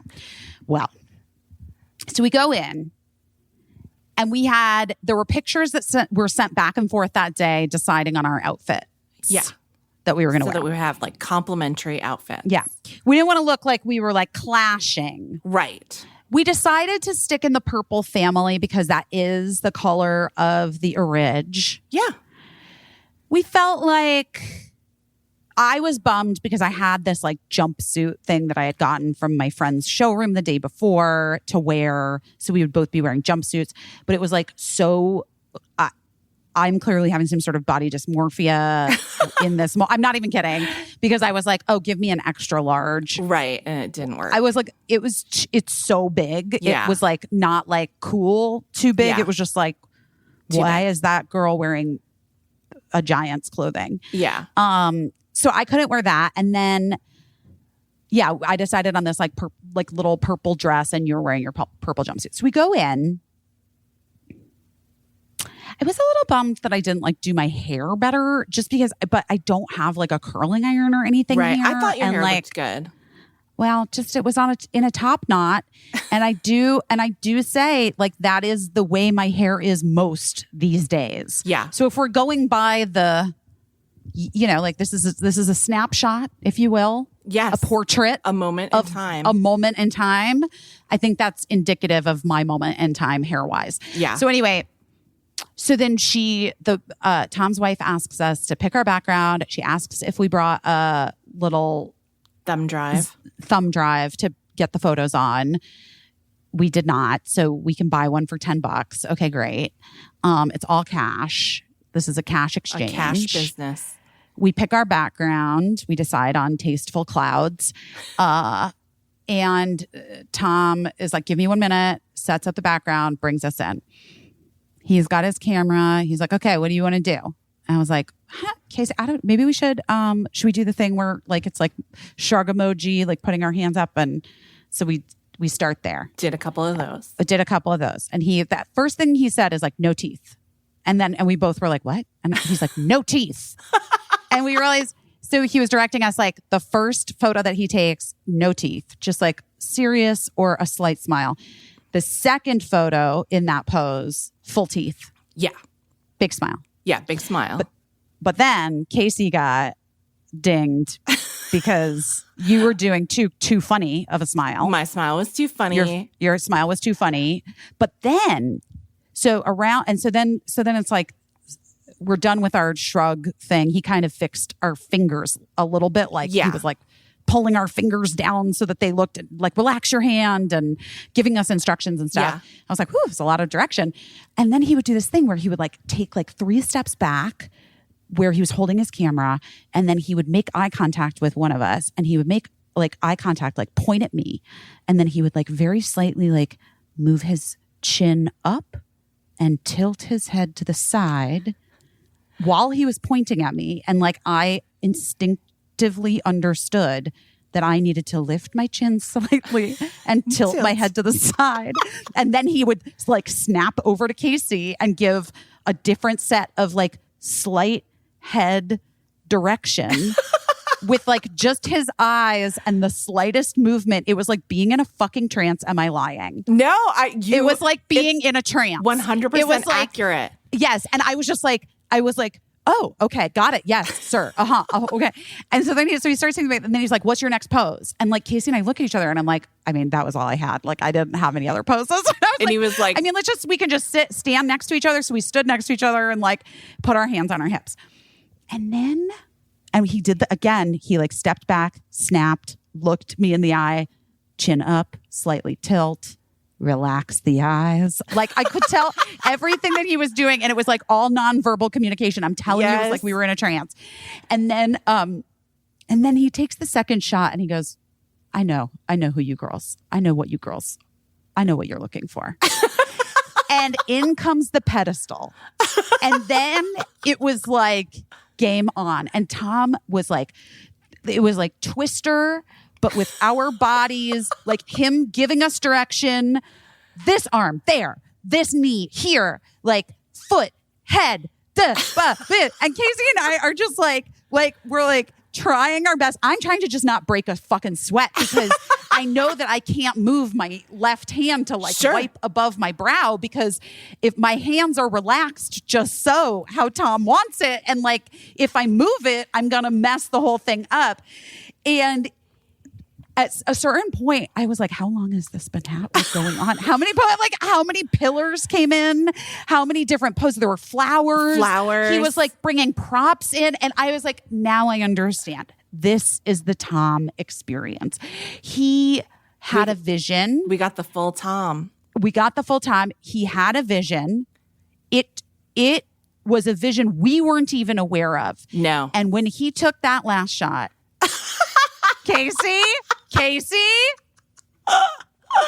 it's the best photo that's ever been taken. I feel like, I mean, he really just got to our essence. And I want to say that he did let us know he usually only takes 5 shots.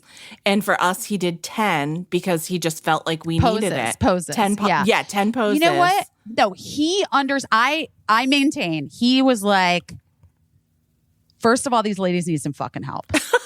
They need some guidance. No one is helping these girls. What the fuck? These girls need some help. Guys, they don't even know how to tilt their fucking heads. Oh my. I gotta do it all. I gotta do everything right for them now. But just like he wanted to. Like I felt like it was like a genuine, like it was. He was doing art. I'm not even. What? He was doing art. Oh, he was doing art. But what I was going to say is like, this is not me being hyperbolic at all. He was giving us a gift. Yes. Like such a gift, because he was like, I don't know. I just left that photo shoot. I just left our session with Tom. The photo session. Our photo session with Tom. And I was like, we are fucking funny and weird and cool and like beautiful people. And like, I felt it was such a gift. And he wanted to get that. He wanted to be able to capture the essence. Are some of them my least favorite photos of myself personally that I've ever seen? Yes. Yes. But the gold is so golden. It's like a different, it's like platinum. Do you know what I mean? Like it's not even gold level. It's like whatever is, it's platinum. It's like that titanium thing that they put in like, space metal or whatever. Yeah. Like it's like that. It's above. Yes. It's above. It's above platinum. It was. Well, anyway, guys, I hope you really enjoy the pictures as much as we enjoyed. And I was super grateful to Tom because he also sat us down to go through the photos.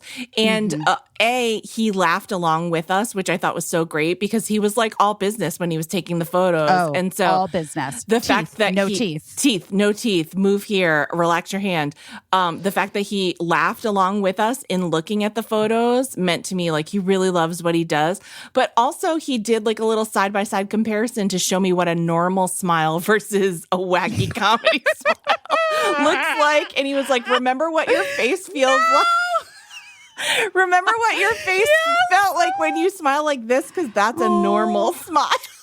Tom. It was so just great. like, it was just, those are the hidden gems. And bless that Casey Musgrave for finding it. And I know that they're so proud of like all the photos of her that she's used everywhere. And I would like to think that if Tom ever someday someone shows him our photo, that he's like, those bitches were crazy.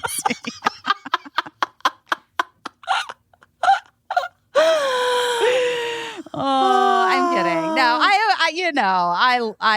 I hope he had as much of a joyful time as we did. We really did. Thank you, Tom, and thank you to Tom's wife for fitting us in and for specifying family style photos only. No boobs.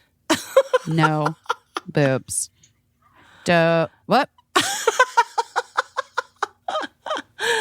Oh my goodness. Well, guys, 100 episodes down. We did it. We did it. Ooh, baby. It's kind of wild. Yeah, I mean, it is. It is.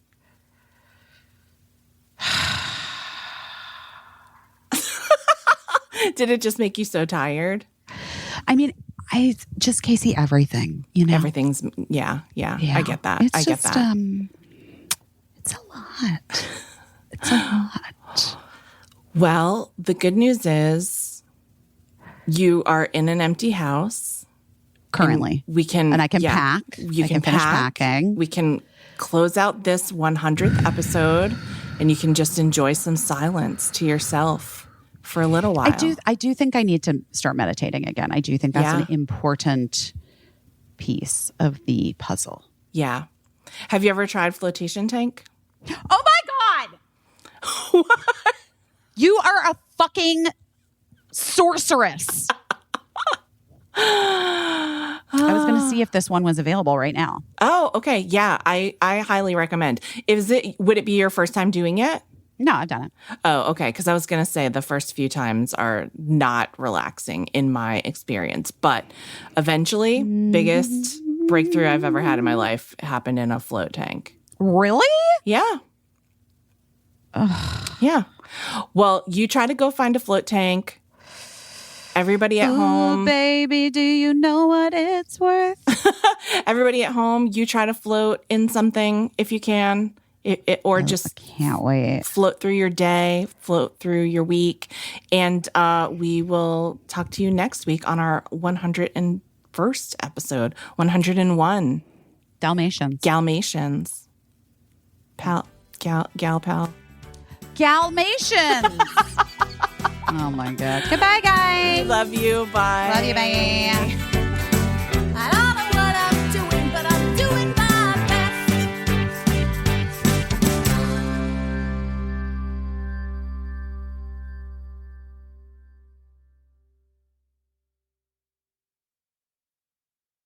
Oh no.